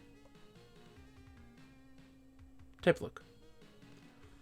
Oh, I guess it doesn't do this now, but when you say this, so like you're at the center of a level field inside the fort. Entrances to rooms around the perimeter lie in several directions. Period. A separate paragraph. A flag flies on a flagpole. Do we want to check these other rooms, or do we think this is the thing? Do you know what this Fubal's for? What's Fubal? What's Fubal? It's for the hit the rabbit game. But why? There's no you increase muscular coordination. No, I just why is that here? I don't know. I don't care. That doesn't bother me. That doesn't bother me because that's very Bothers me. That's sort of a lot. Like there's an emerald and a buoy, and I was okay with that. That didn't bother me. Yeah. There was an emerald and a buoy. That didn't bother me. Okay. I'm not gonna make hay out of this, given that I think there are things that are far more egregious. Okay, so can we go west? Memorize. Astral Vortex says that it's sticky. It's sticky. It's a sticky vial. Do we want to check anything else, or do we think this is it? Let's save, and then let's do that, and then we can just restore. Okay, north. Okay, there's nothing there. South. Nope. Northeast. You know what? This is perfect. Yeah. This is perfect. Yeah, this one is great. I'm okay with Read this. Read that. Once the armory for the fort, this room has been picked clean by vandals and soldiers of fortune. This both gives me flavor and tells me that there's nothing that I can give a shit about here. And I farted. And he farted. All of these things have been communicated very clearly to me by this text. What the hell is wrong with me? What did I eat? Why didn't our score go up? Northeast. Screw you, game. Did you say grew you game? I said screw. Grew you. Grew you. That needs to be a t-shirt. I'm sure that violates Activision's and now Microsoft's. I'm sure they're really concerned about that. Trademark. Northeast. I wonder if they've managed that trademark. We should look. What? We should Groot look. You? No. If like I'd be curious to know like to what extent they've maintained that trademark. Can we look in the cannon? A magnificent cast iron cannon stands atop the battlement. Its wide, shallow barrel points toward the... Look in cannon. Lying at the bottom of the barrel is a pile of identical scrolls. Hey, take scrolls. Oh. Okay. Look. Get scrolls. Get scrolls. So the scrolls are, one of them's a mimic. One of the scrolls is a mimic. That's the problem. Yeah, because they're identical. And when we put our hand in, something bites us. Why are they in the cannon? I don't know. Why was a vial on a flag? Fire cannon. Fire cannon. Okay. Inventory. No, spell book. No, okay. Read spell book. Okay. Exercise and inhabiting presence. Oh. Memorize Swanzo. Yeah, memorize Swanzo. Okay. Swanzo cannon. I'm going to do that one more time. Swanzo cannon. Wrong cannon. So Canon. No. Okay. Swanzo scrolls. Scrolls or scroll? Scrolls. No. Shoot. I don't think that's I don't think it's I think it's a red herring. Right?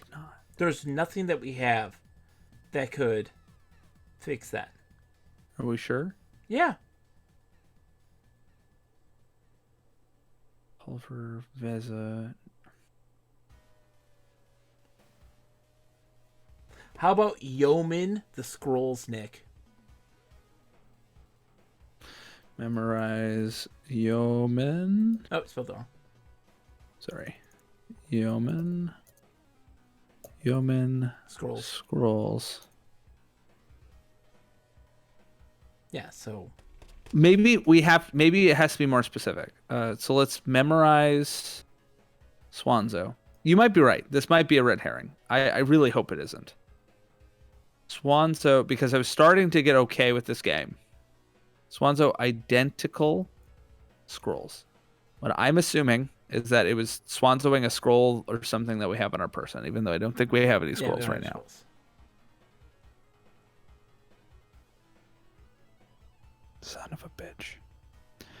Hold up. What? Let's see what we get when we do the... Let's save here. Save. This, okay, so, I mean, I'm guessing that if Edgar and Nash will say they remember this, that means it's not a red herring. So, let's go do we have an answer for something else. Let's get that answer. Right? So, west. Do you mind if I ask if we have the things, if we have the tools to solve this now? Is that cheating? Probably a little cheating. We saved. Let's just go do this thing. Okay. We shall come back. Oh, we have the things to do. It says Astral Vortex. What's in our inventory? Inventory. We have the Flag of Quendor. Maybe we put it on our hand.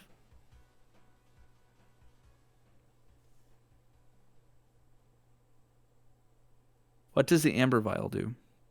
What if it's a bat and bat guano? Oh, because bat guano is used to fire things? Is it? Yeah, because so a component of black powder is bat guano. Is it? Yes. That's a Nick fact. put bat guano in cannon. I thought maybe like it wouldn't get you because it. When you drop the guano into the barrel, the scrolls sprout feet and spill out of the cannon, dashing away in every direction. A single ordinary scroll. The fuck? Okay. This is okay. Is that the answer? The fuck? Astro Vortex, was that the correct answer? The fuck was that? Was that the correct answer? Bat guano has nitrates in it. Yeah, and so yeah, it's like, oh shit, it's gonna fire me out. I gotta run out of here. This is a Sierra puzzle. That is a Sierra puzzle. That's a LucasArts puzzle. This isn't. No, an LucasArts. Infocom Oh person. yeah, I guess it is also. Sorry, there is something. Here's the thing. Here's the thing that bothers me. This is a puzzle. A puzzle that I hate, and it highlights something so wrong with adventure games. It's a Feelies puzzle. What? There's nothing in the feelies about this. Was there? Oh my god, that's hilarious! So the only reason we managed to get the guano thing is because you jokingly said put guano in it, and I'm like, oh, guano and cannons, because guano was used as in the invention of black powder in China. Guano was a component of that because it has So I just thought it was like a bat, and it wouldn't bite you because it thought you were another bat because you'd like put that guano in there, and when you reach your hand in, now it's covered in guano. Like, it's where my brain went. So because you accidentally said the thing that then made me accidentally say the thing. The power of Nick Facts. The power of Nick Facts. They're so powerful. You don't understand, folks. The Nick Fact is an extremely powerful beast. This is what I'm talking about. This is why I love Nick. The broad base of knowledge that I have? Yeah, it's not broad. It's... What do you mean it's not broad? It's not broad. It is quite specific. Is it? I've ranged from history, archaeology, evolutionary theory, but not the history of the Flatheads. French philosophy. You don't know where the Duncan Thrax, man. I think you're the one who goes deep, and I'm the one who goes wide. That sounded sexual. Yeah. Can somebody clip that, please? Thank you. Just I need it for the gram. Okay. GoDappy says the monkey wrench was at least a monkey. I didn't think about that until you mentioned it. Astrophysics. Whoa, what? Okay, so we got the yonk spell.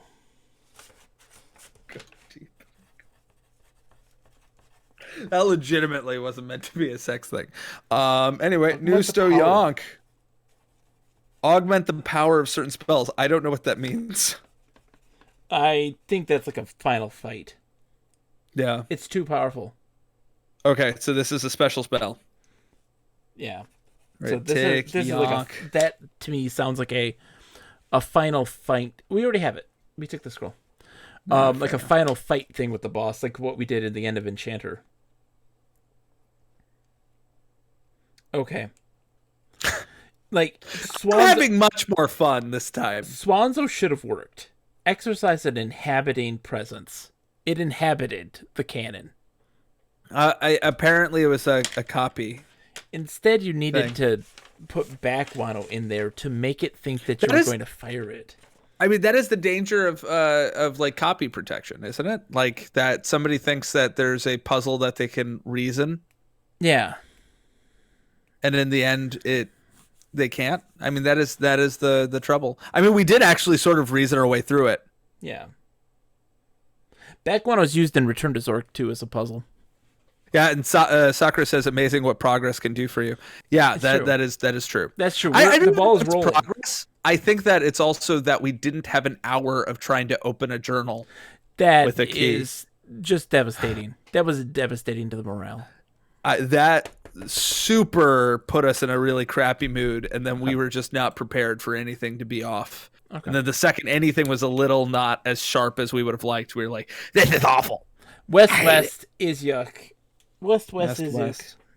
Is memorize is yuck? Yeah. And then is yuck self. is yuck. South. Right. Northwest. Northwest. Can't go either direction. Northwest. Oh, Oh, you gotta Jesus, is you gotta is yourself again. Sorry.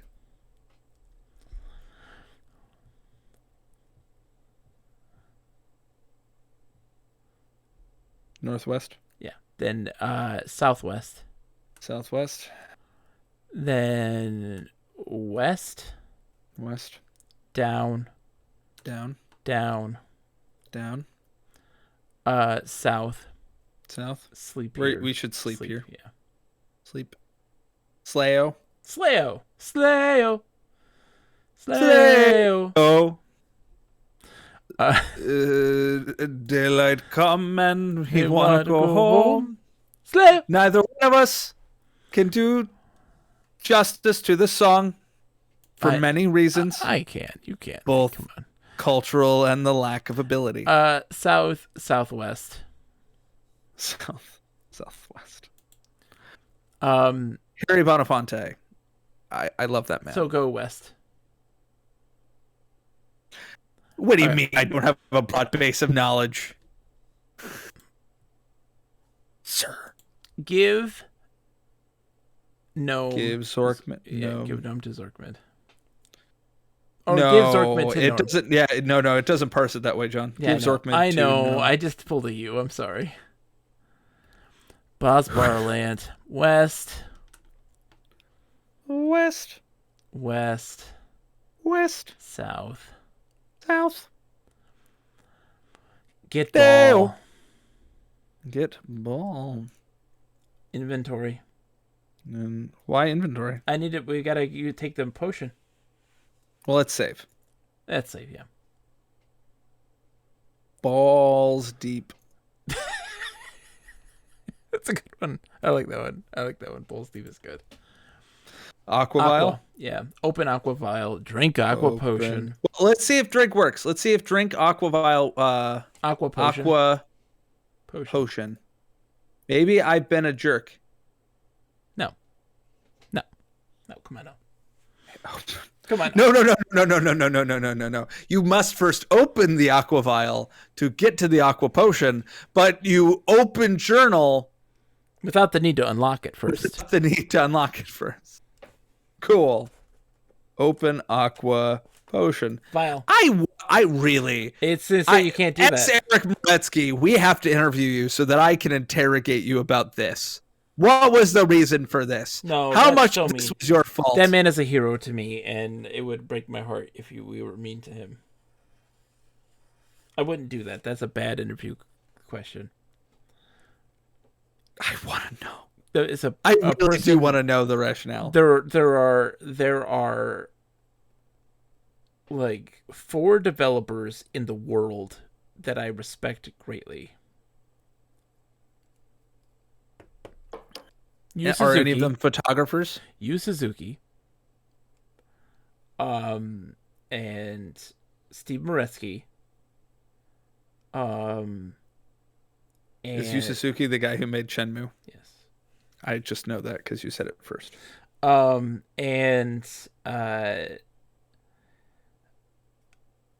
It's Richard Watson, but nobody knows who that is. But the Millers, Rand and Robin Miller. But Are they the Sierra folks? they're the Mist folks.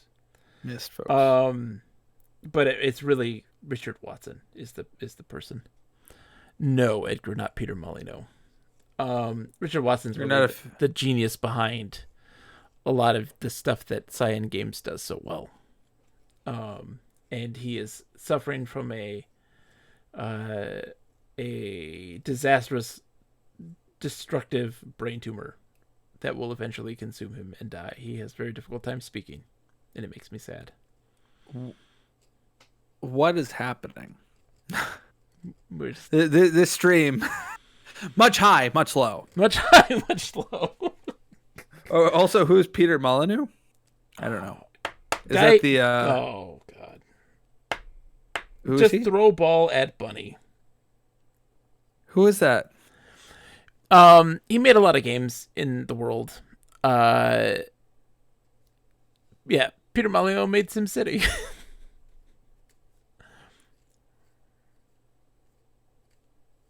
What happened? So tremendous pitch sends a bunny spinning.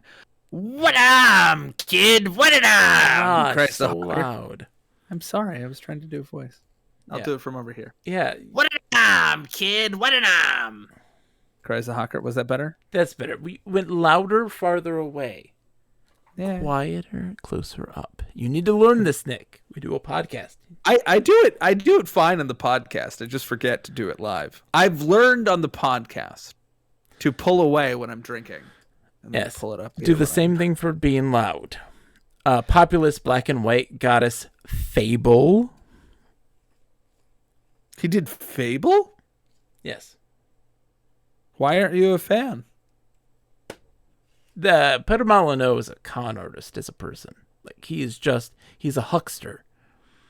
He is a person who just speaks pie in the sky ideas, never fulfills them, and then provides a very solid gaming experience that is entertaining and enjoyable. He gave us Fable. I like Fable. Do you know what he promised in Fable, Nick?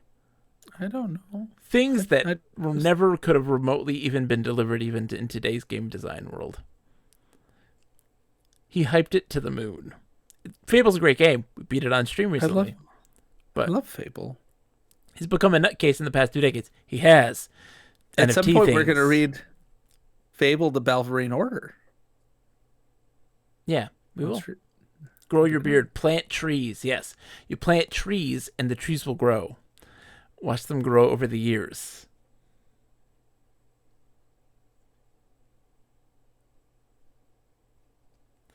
So long are here's we your gonna let me stroke prize. my beard? A glittering scroll. What's the scroll?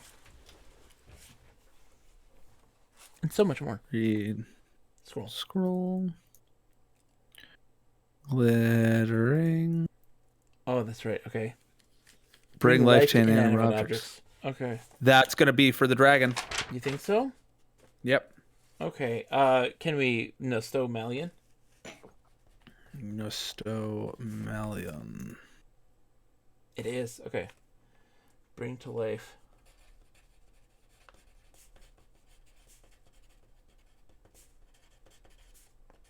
Okay. He taught Sean Murray everything he knows. The difference is Sean eventually accomplished most of his promises.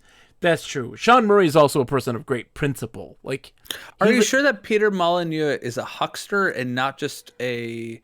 Because there's the sort of person who is a visionary in a certain sense and is very ambitious. Hold on. My youngest. I gotta go get her. Oh no, what's wrong? No, she's just... It's fine. I'll be right back. So maybe somebody in chat can answer this question for me. Is it like an intentional or is it aspirational? Is it an issue of somebody not understanding, somebody not having a very good sense of their own limitations and the limitations of the medium they're working in versus somebody literally trying to miss a bit of both, a little column A, little column B. Fair enough. It's interesting because when you're dealing with folks who, human beings are complicated. And he overpromises to make things sound better. But he also tried for a long time and did create entire games. Yeah, that is true. Fable is a fully realized game. He just, I don't think he's evil. He just has overly grand designs that aren't doable. Yeah. I could see that. I could see somebody who has a really great idea and then gets sort of swept up by their own nonsense. I don't know why George Lucas is sort of popping into my brain as an example of that. We're good.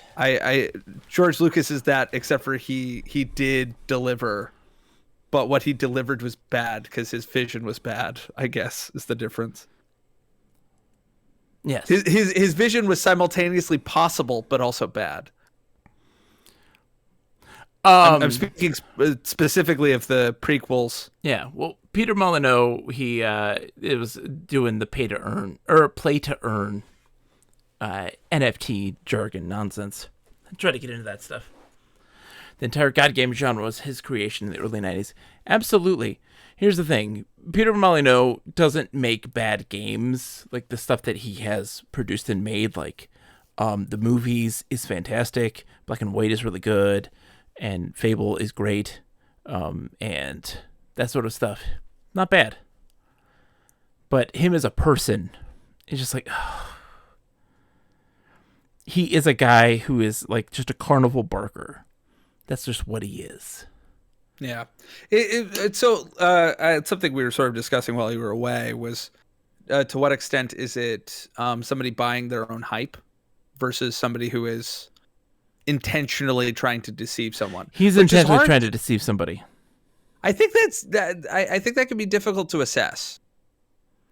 That is a hard thing to see because that's something that's stuck in the brain of a person. And this is something that like I struggle with always when thinking like from archaeological terms. Mm-hmm. Because that is those are the things that ideas and thoughts are the things that are immediately lost the second someone dies. Yeah. Those archaeologically speaking, ideas are the least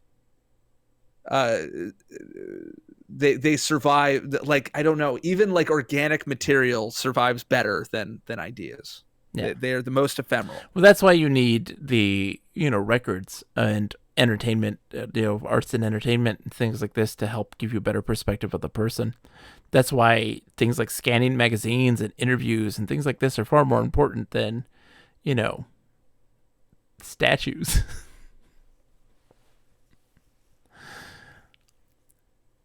What are you trying to say? I'm just saying.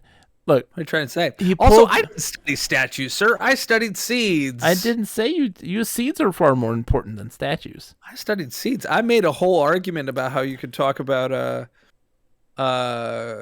you could talk about one's cultural self-conception based on the diet that they consume. Exactly. He pulled some. I'm with you on this. That's far more important. Understanding the more common cultural norms and like those sorts of things are far more important than the high-end cultural things. Well, it's more of focusing on the things that people interact with daily and take for granted. Yes, I agree. When you're throwing things away, you're typically not thinking about how somebody will interpret that. Where if you're making a statue of yourself, you're definitely thinking of how people will interpret that. Yes, you are considering. But it is not telling of very much of existence. Mm-hmm. Like it isn't, except for how you want to be perceived. Exactly. Yeah, and that's a lie. He pulled a stunt a while ago that was like a massively multiplayer mobile game that was click on this spinning 3D cube to chip away at it, and whoever clicks on the last pixel wins a prize. That prize was, you are the only person who gets godlike powers in my next online PC game, which then completely failed to be popular. There was a ghost. I saw that ghost. All right. So now we got to go north, east, northeast, south.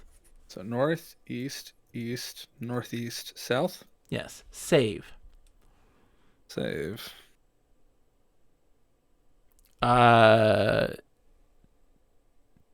Dragging along. Okay. So we have to memorize Malion. What was that? Memorize Malion. Okay. Sorry, I was being thanked for dishes. Memorize Malion? Yes. Can you spell for me? Malyon. Using your best study habits, so Malion. Dragon. Carvings? No, dragon.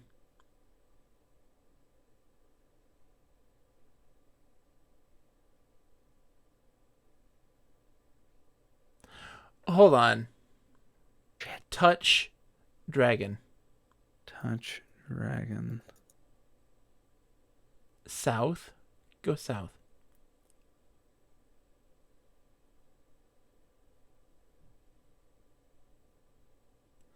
Seems to shiver for a moment, but that is all. Wake up, dragon. What if it's wake up, dragon? Don't think that the carving of the dragon is sleeping. Oh boy. Okay, so... So maybe I'm wrong. I What? could be wrong. What? Oh, hold on. Oh, we already have dragon along. Okay, hold on. How about this? Yonk. What was Yonk? Memorize Malian. Memorize Malian. Yonk. Malian. Yonk. Well, we have to memorize Yonk, I assume. No, Yonk is a scroll. A singular scroll. Maybe Yonk the dragon? Oh, okay. The words of the spell grow up lightly for a moment. Okay. Now, Malian dragon. The dragon is suddenly imbued with life and begins to... Yes! Because it shimmered, it was like you needed it to be stronger. It shakes itself loose from the wall, which crumbles down upon the dragon, revealing a southward passage. The dragon howls with pain and anger. Spotting you, the dragon rears back its head, smoke billowing from its nostrils. Then just as it seems that you will be barbecued, the dragon reverts to stone. Your muscles feel limp for a moment. Why did John. they feel limp for a moment? John, we did a thing. We solved a puzzle. There was a puzzle, and we solved it. We solved it. Inanimate object, like we're finally using spells. We're finally getting to use spells. It was a multi-phase puzzle, too. Yeah, I don't like how you got the vial to solve the carnival, and I also Solving fine. We're solving puzzles. okay, that's fine. South, We're doing it. you're doing it, Peter. Sooty room. The walls and ceiling of this room. This is a thing we've never encountered. Can we save, please? Save. Dragon along. Fine. Sure. No. Sooty. We're not gonna do dragon again because if we do, it's gonna override the previous one. Sooty, just do Sooty. Thank you. Okay. The walls and ceiling of this room are covered with soot and held up by timbers which don't look very sturdy. A winding tunnel leads north. From the east comes a sulfurous odor. Okay, so east. So part of me is suspicious by the knots. Ooh, it's a coal bin. That's a throwback. That's a throwback. This is obviously the heart of a large coal mine, illuminated by a wall-mounted lamp. Okay. The bottom of a metal coal chute is visible at the north end of the room. Another chute continues downward at the southern end. So this is very inspired by Zork 2.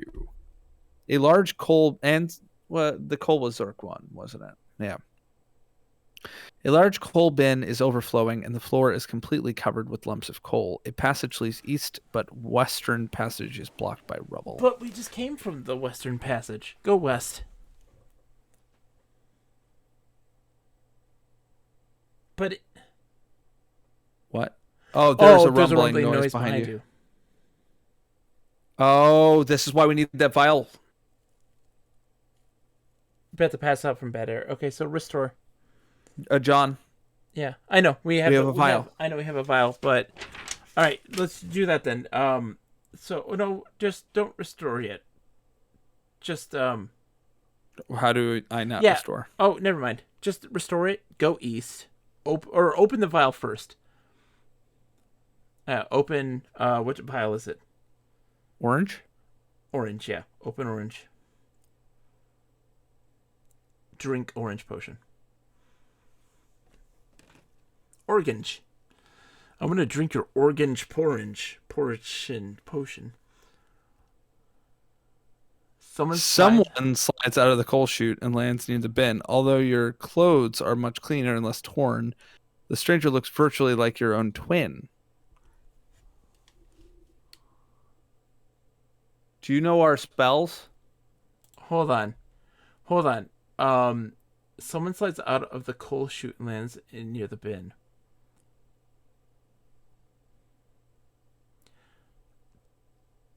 Talk to twin. Edgar says, ooh, puzzle. And Ashley says, this puzzle is fun. Your older self looks at you expectantly as though you thought you were about to talk. As though he thought you were about to talk. Okay. We have to give him something? Twin. Who are you? I don't know. What do we have? Do you know? I don't want to waste moves because we don't have many. Well, we saved, so it's fine, right? Okay, so let's inventory. The combination is 38. Your older self then looks at you almost expectantly. Combination is 38. Okay, well, the combination is 38. I don't remember there being something where there was a combination. Give him the orange vial.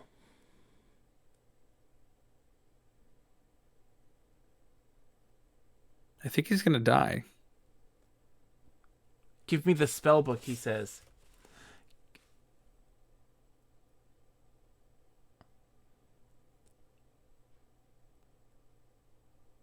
Okay. So so we have a bunch of things. So let's go. No, don't dive after him. Go east. Can't do it. On the eastern wall is a heavy door. Okay, with the dial set into it. There's a sign on the door. Another exit leads west, and a wall-mounted lamp provides illumination. The floor is deeply covered with lumps of coal. So, the dial, turn dial to 38. Turn dial to 38, yeah.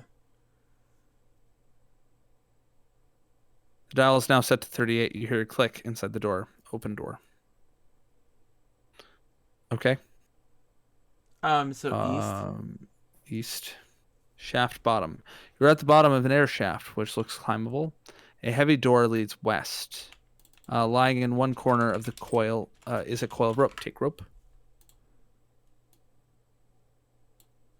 So on the eastern wall is a heavy door. There's a sign on the door. Read the Another door. exit. Read sign. Read sign. Wait, there's no sign here. I was reading the above text. Oh, okay. So you're at the bottom of your shaft combo. A heavy door is west.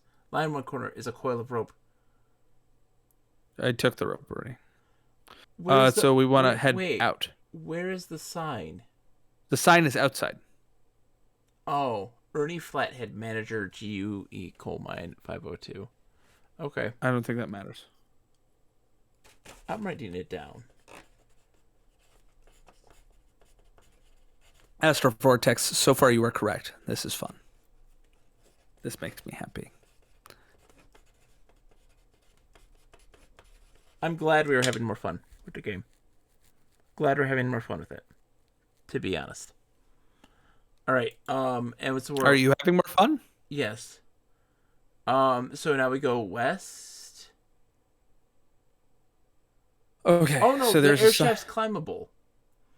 But well, let's look at this for one hot second. So there's an exit that leads west. A wall-mounted lamp provides illumination. The floor is deeply covered. Okay, so we already came from west, didn't we? if we go east, it says that air shaft, it looks climbable. So let's go east. And up. Up. You are deep inside a large coal mine. At the top of an air shaft, you could descend into the shaft. Passages in many directions lead further into the mine. So you're at the top of an air shaft. If we descend, we go back. Oh, Edgar is telling us to count the coal. You're probably right. Well, for the counting of things, I guess so, yeah. Passages in many directions lead further into the mine.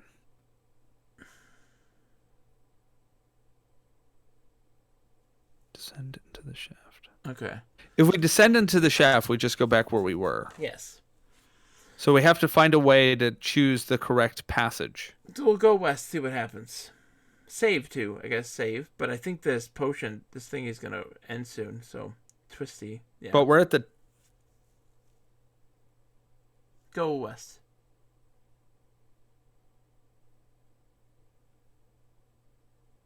Shaft top. So east does bring you somewhere.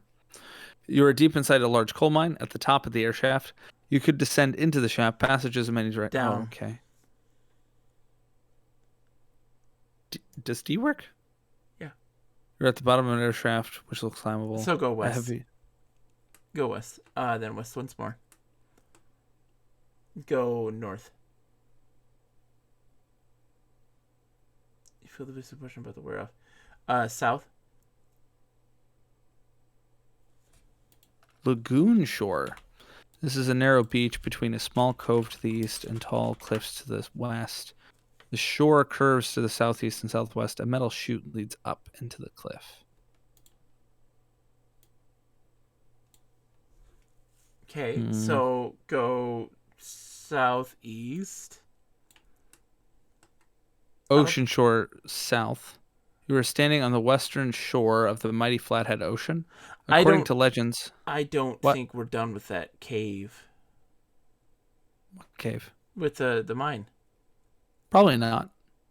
But we can't According go to back. legends you read at the university, the eastern shore of this ocean is a strange land of magical beings and priceless treasures. The beach to the south is blocked by a tall cliff. A lagoon shore lies to the northwest. Hold on. So, ocean shore south. So do we want to head... So the eastern shore of this ocean... Strange land of magical beings and priceless treasures. The beach to the Which south we is can't blocked by a see. tall cliff. So go east, see what happens.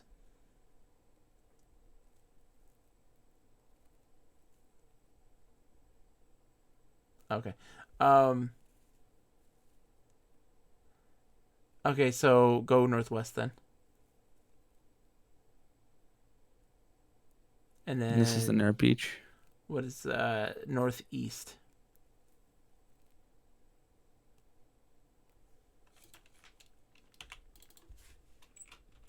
Ocean shore north. Do you notice the score, by the way? 275? Yeah, we're only 125 points away. All right, you can go north along the shore. The edge of a small cove lies to the southwest, which is where we came down from. So we got to So go north? north. Yeah. Mouth of a river. Mighty river spills into the ocean here. Looking up the river valley, you see a tall waterfall. Oh, is that waterfall? I don't know. Spatially, this all doesn't make any sense. Atop a cliff high above you is a rampart. Yeah, it's that waterfall. Okay. Is a rampart of a fortress. A cave entrance at the base of the cliff. Meef. Meef, though. Yes! I didn't even... You beat me to the reading of it. You said Meef, and I was like, what? Memorize. Meef. We can't. How do you expect... What? Where's their spell book? We gave it to our other self. Restore. Okay. Restore. Do we even need to drink that thing? Hold on. Not twisty little passages. We have to restore the one previous to that, which was sooty. What was that? Sooty? Restore sooty. Restore first. Restore sooty. So it was look, I don't know where we are right now. Okay. So east. Open orange vial.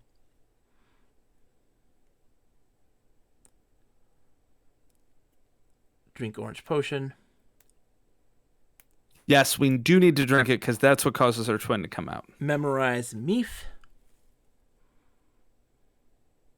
Combination 72 now.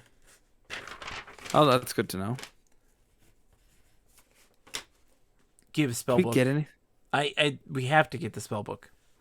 No, I know. Did we get anything from the thing when we unlocked it? Was there anything there? What do you mean? Oh, a rope.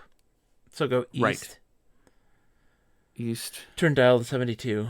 Turn dial to 72. Open door. Open door. It has to. That has to be East. random. What the combination? The code, because the Yeah. issue is that if it's not, then you don't have to drink the potion. No. Because you can just go forward. Because I think the only place where the air is bad is right there. You think so? Yeah, because when it had run out, we were still walking along that thing, and we were fine. Okay, let's get the So rope. we have to drink the potion. We have to talk to him. Yeah. Take rope. I don't think... Okay, so let's save here. And you can call it whatever you like.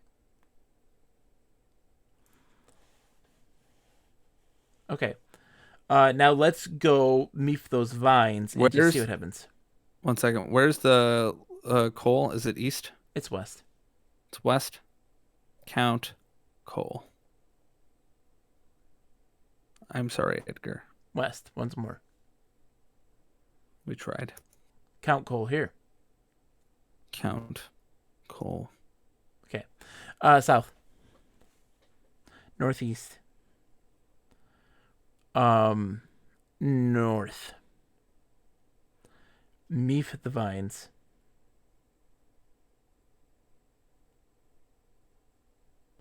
And then west. What? This is a low, shadowy cave leading east to west. The rocky walls are scarred with deep claw marks. A pack of grus fills the room. Grus, contrary to all convention wisdom, aren't bothered by light in the least. They must be mutated grus, no longer fearing light, bearing tremendous fangs. They form a circle around you. The grus look towards you. Your last sight is 100 slavering fangs. Alright, so restore. I don't know. We have to do more in that. So, up. 1 second, 1 second, 1 second. I bet you... Hold on. How about this? What are our spells? Hold on. Let's go west, west. South. Northeast. North. Okay. Meef the vines. 1 second, I'm reading. When we meef the vines, we immediately died. No, we meef the vines Wait. and then we went west. Meef vines. Okay. Now, drop the calendar. That's our And then inventory. go. What color is the vial that we have? We have a vial. I don't remember. Oh, inventory. Open amber vial. Drink amber potion. Now go. Wait.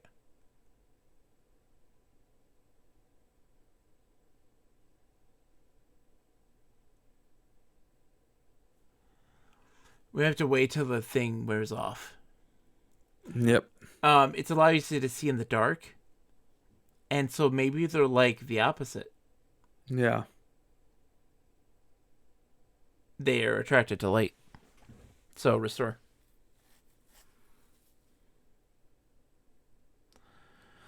West. West. Down. Yeah, it was south. South. Then northeast. North. Sit. Or wait.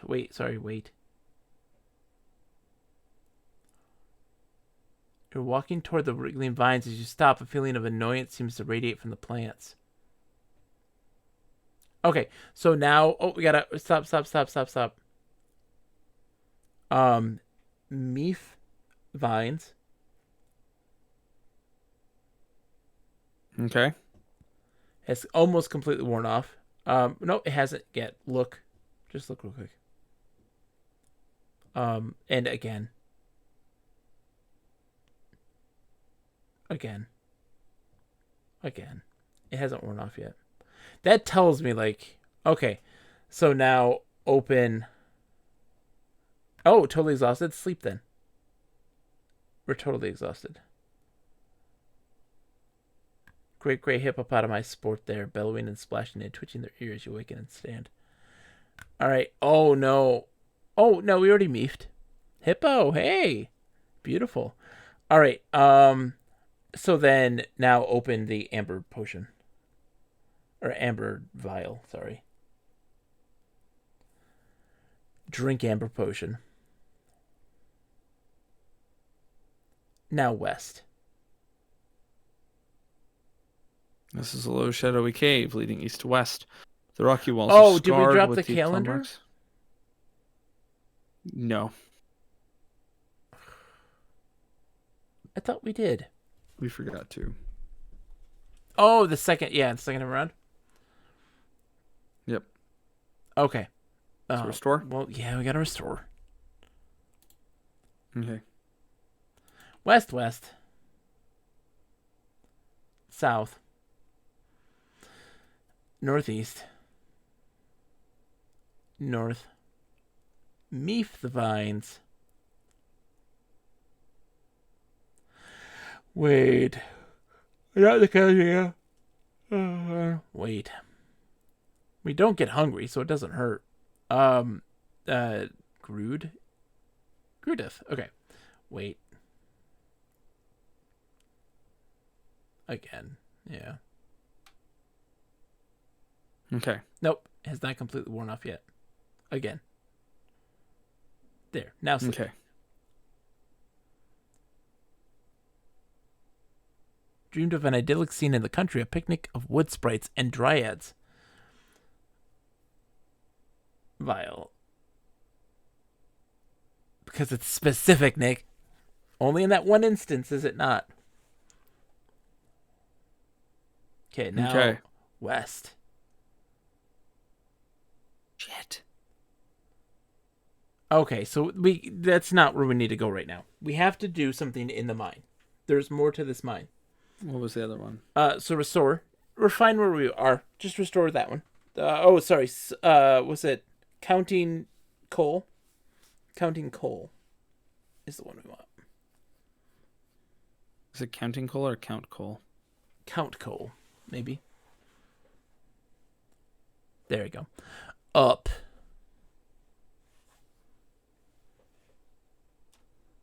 Okay. Yeah. We gotta go up. We're in the shaft bottom. Shaft top. You are deep inside a large mine. At the top of an air shaft. You could descend into the shaft. Passages in many directions lead further into the mine. Go north. Okay, go northeast.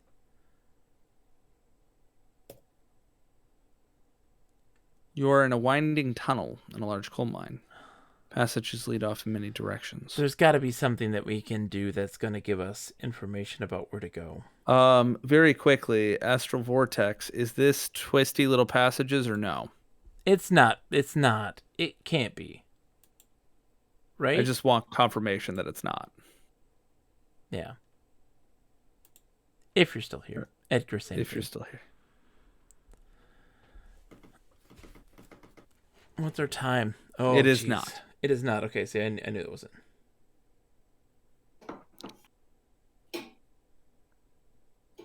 Nick, Okay. why did you message me? There was a dark and edgy Prince of Bel-Air.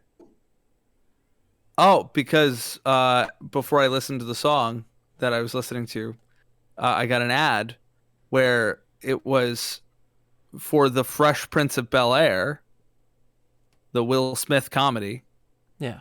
but it was just called Bel-Air without Will Smith, where instead of being funny, it was serious. Huh. So they are rebooting the Fresh Prince of Bel-Air, but to be dark and realistic. Wow. Yeah, it's without the funny. There ain't no funny. So, Lord knows that that'll be good. Okay. In all honesty, why did we need it to be related? That is the real question I have. Like, I could see that, like, an edgy story about, a young man. I could see that being an interesting story. Why does it have to be associated with the Fresh Prince of Bel-Air, except for the fact that that is an existing IP with some clout. Hold on. So I want to restore to Sooty Okay. because I want to let our person die. Why? I want to see if it gives us more information. Nope. Sorry. Restore. City. East. East. Open amber vial. Why? Isn't the amber vial the one we need to drink? It's the orange vial. Orange I thought you were vial. gonna let Thank us you. die. Orange vial. No, let her twin die.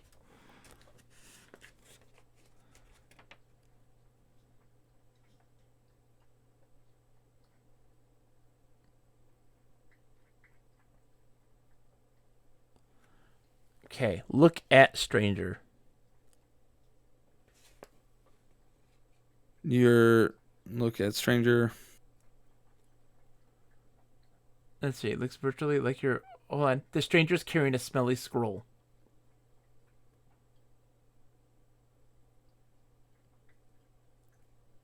He's holding a smelly scroll. He's gone. So restore.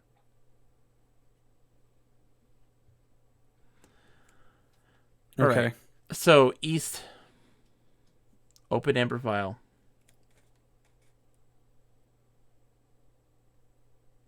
Orange vial. Open orange vial. Sorry. I get amber in my brain. Restore. Or, I guess, yeah. Drink orange potion. I don't... Okay.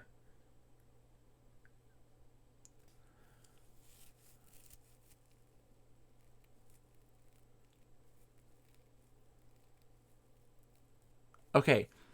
Get smelly scroll from stranger.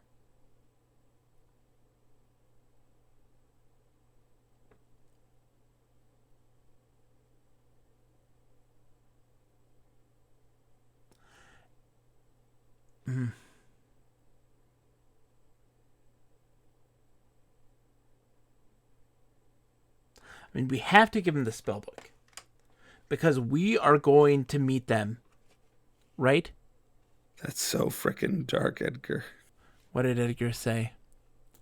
The whole thing is super gritty, except for one part where Willow's like, "Why didn't my dad want me?" And then there's a huge laugh track, and Carlton does his damn. Yeah. Okay. So then Oh, I'm amused. Anyway, yep. we're going to get that scroll eventually. Later. So what's happening here is there's Well, this is future us. there's a weird time loop here. Right? Mm-hmm. And we're going to end up with just that scroll. And we need the spell book. We're going to lose everything. And we come down here again and we say the combination is in the instance of the one that we currently have saved, it is 72. No, it's 27. Well, we're not going to do this one again, I don't think. Well, 1 second. So I'm going to give him spellbook. Veza self.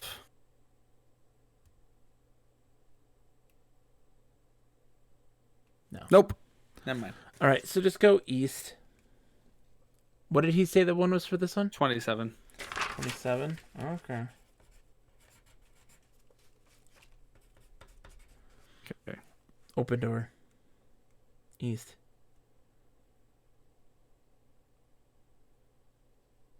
Okay. Up. We got to go up. It's So- something here. So you could descend and just have passages in many directions lead further into the mine. Ha ha ha ha ha ha ha. East. Okay, southeast. Northeast. Maybe we got to be a bat. Can't be. Why? Shit. Did I forget to memorize Meef? You memorized Meef, but we don't need to memorize Meef. We would want to memorize Fweep. Well, we do need to know Meef as well. No, because we're going to get it again. He goes down the chute in the south. That tells us we don't need to go down there yet. And he'll get the spell book at that point, so we'll have the spell book to be able to memorize it. Okay, so restore. Edgar says you're now close enough to the end of this game that by looking into your own future, you see Spellbreaker. The third game. Why are we restoring? Because we need to memorize Fleep. Oh, Fweep. Yeah, you're right. You're right. Memorize Fweep.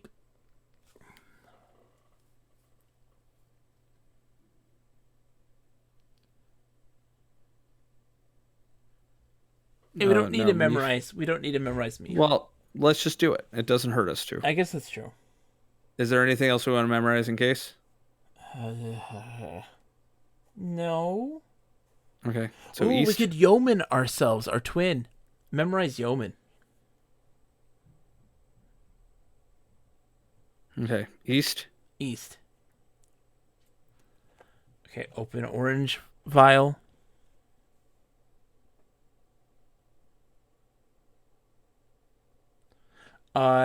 So yeoman, stranger. Do you think twin doesn't work? I think it's stranger because they say the stranger.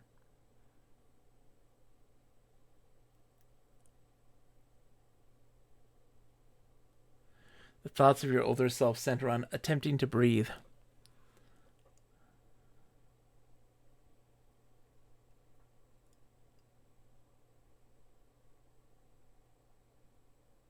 Okay, so it's 10. East. John? Did you... Okay, so it's now 10. Okay. Okay. So turn the dial to 10, right? Or did you... Oh. You have to go east, right? Yeah, east. Turn dial to 10.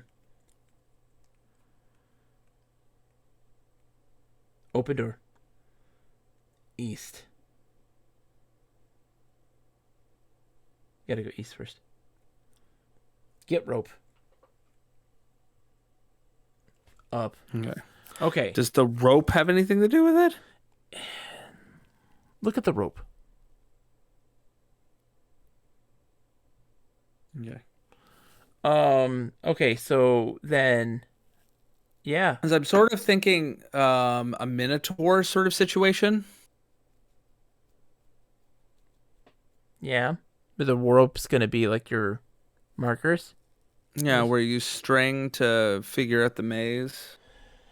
Let's try Fweep here. We'll see. Fweep Okay. self.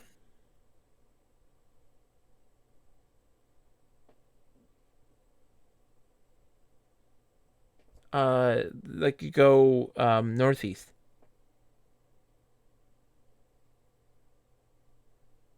Okay, bat sonar senses isn't much help in this terrain, so that's not what's Because we dropped everything. Yeah, but it's just also the bat stuff is not necessary. All right, if you restore, Count Cole, the combination is 27. Up.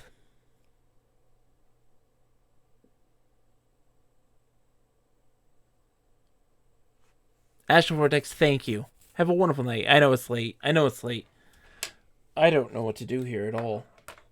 I'm also very tired. It's our Do we time. want to call it? We're so close, but yeah, we should. We can call it. We'll start the next one. Yeah, I'm super tired. We should call it. Thank you guys for hanging out. Hash says, you're so close. I know, but like... Well, what we'll do is we'll just download the next one, I guess. Yeah. So I'll have the next one set up so that if we finish, we can just move on to the next one. Yeah. We're so close. No, I mean, we don't have a clue on what to do here at this moment, and I don't want to bang my head on this. Do you see the save? End stream? Okay. Sounds good.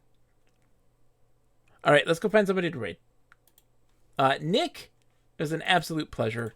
You are my best friend. I don't know. I'm putting this away. I'm not quite done with it. Yeah. I love you too, buddy. All right, let's go find somebody to raid. Who is on? If y'all are bored, listen to the VGM. What is it called? The Very Good Music Podcast. Yes. We recently did a recording of a crossover podcast with them, and they are solid folks. Who to raid? Okay, let's raid Rush Pirate. They're doing Telltale Games. Back to the Future. Let's go raid them.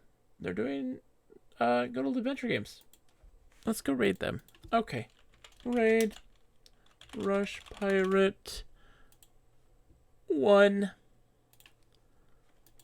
It's always a pleasure. Hesh, thank you so much for hanging out. Sakura, as always. Astro Vortex, thank you. Edgar, thank you, everybody, for hanging out. So we'll be back on Monday playing EverQuest. We'll see what happens, what progress we can make. Fingers crossed. We'll see. All right. Good night, Nick. Good night, John. Bye. Good night, everyone. Bye, Kununoni. Thank you for hanging out. Woo! Thank you, everybody. Bye.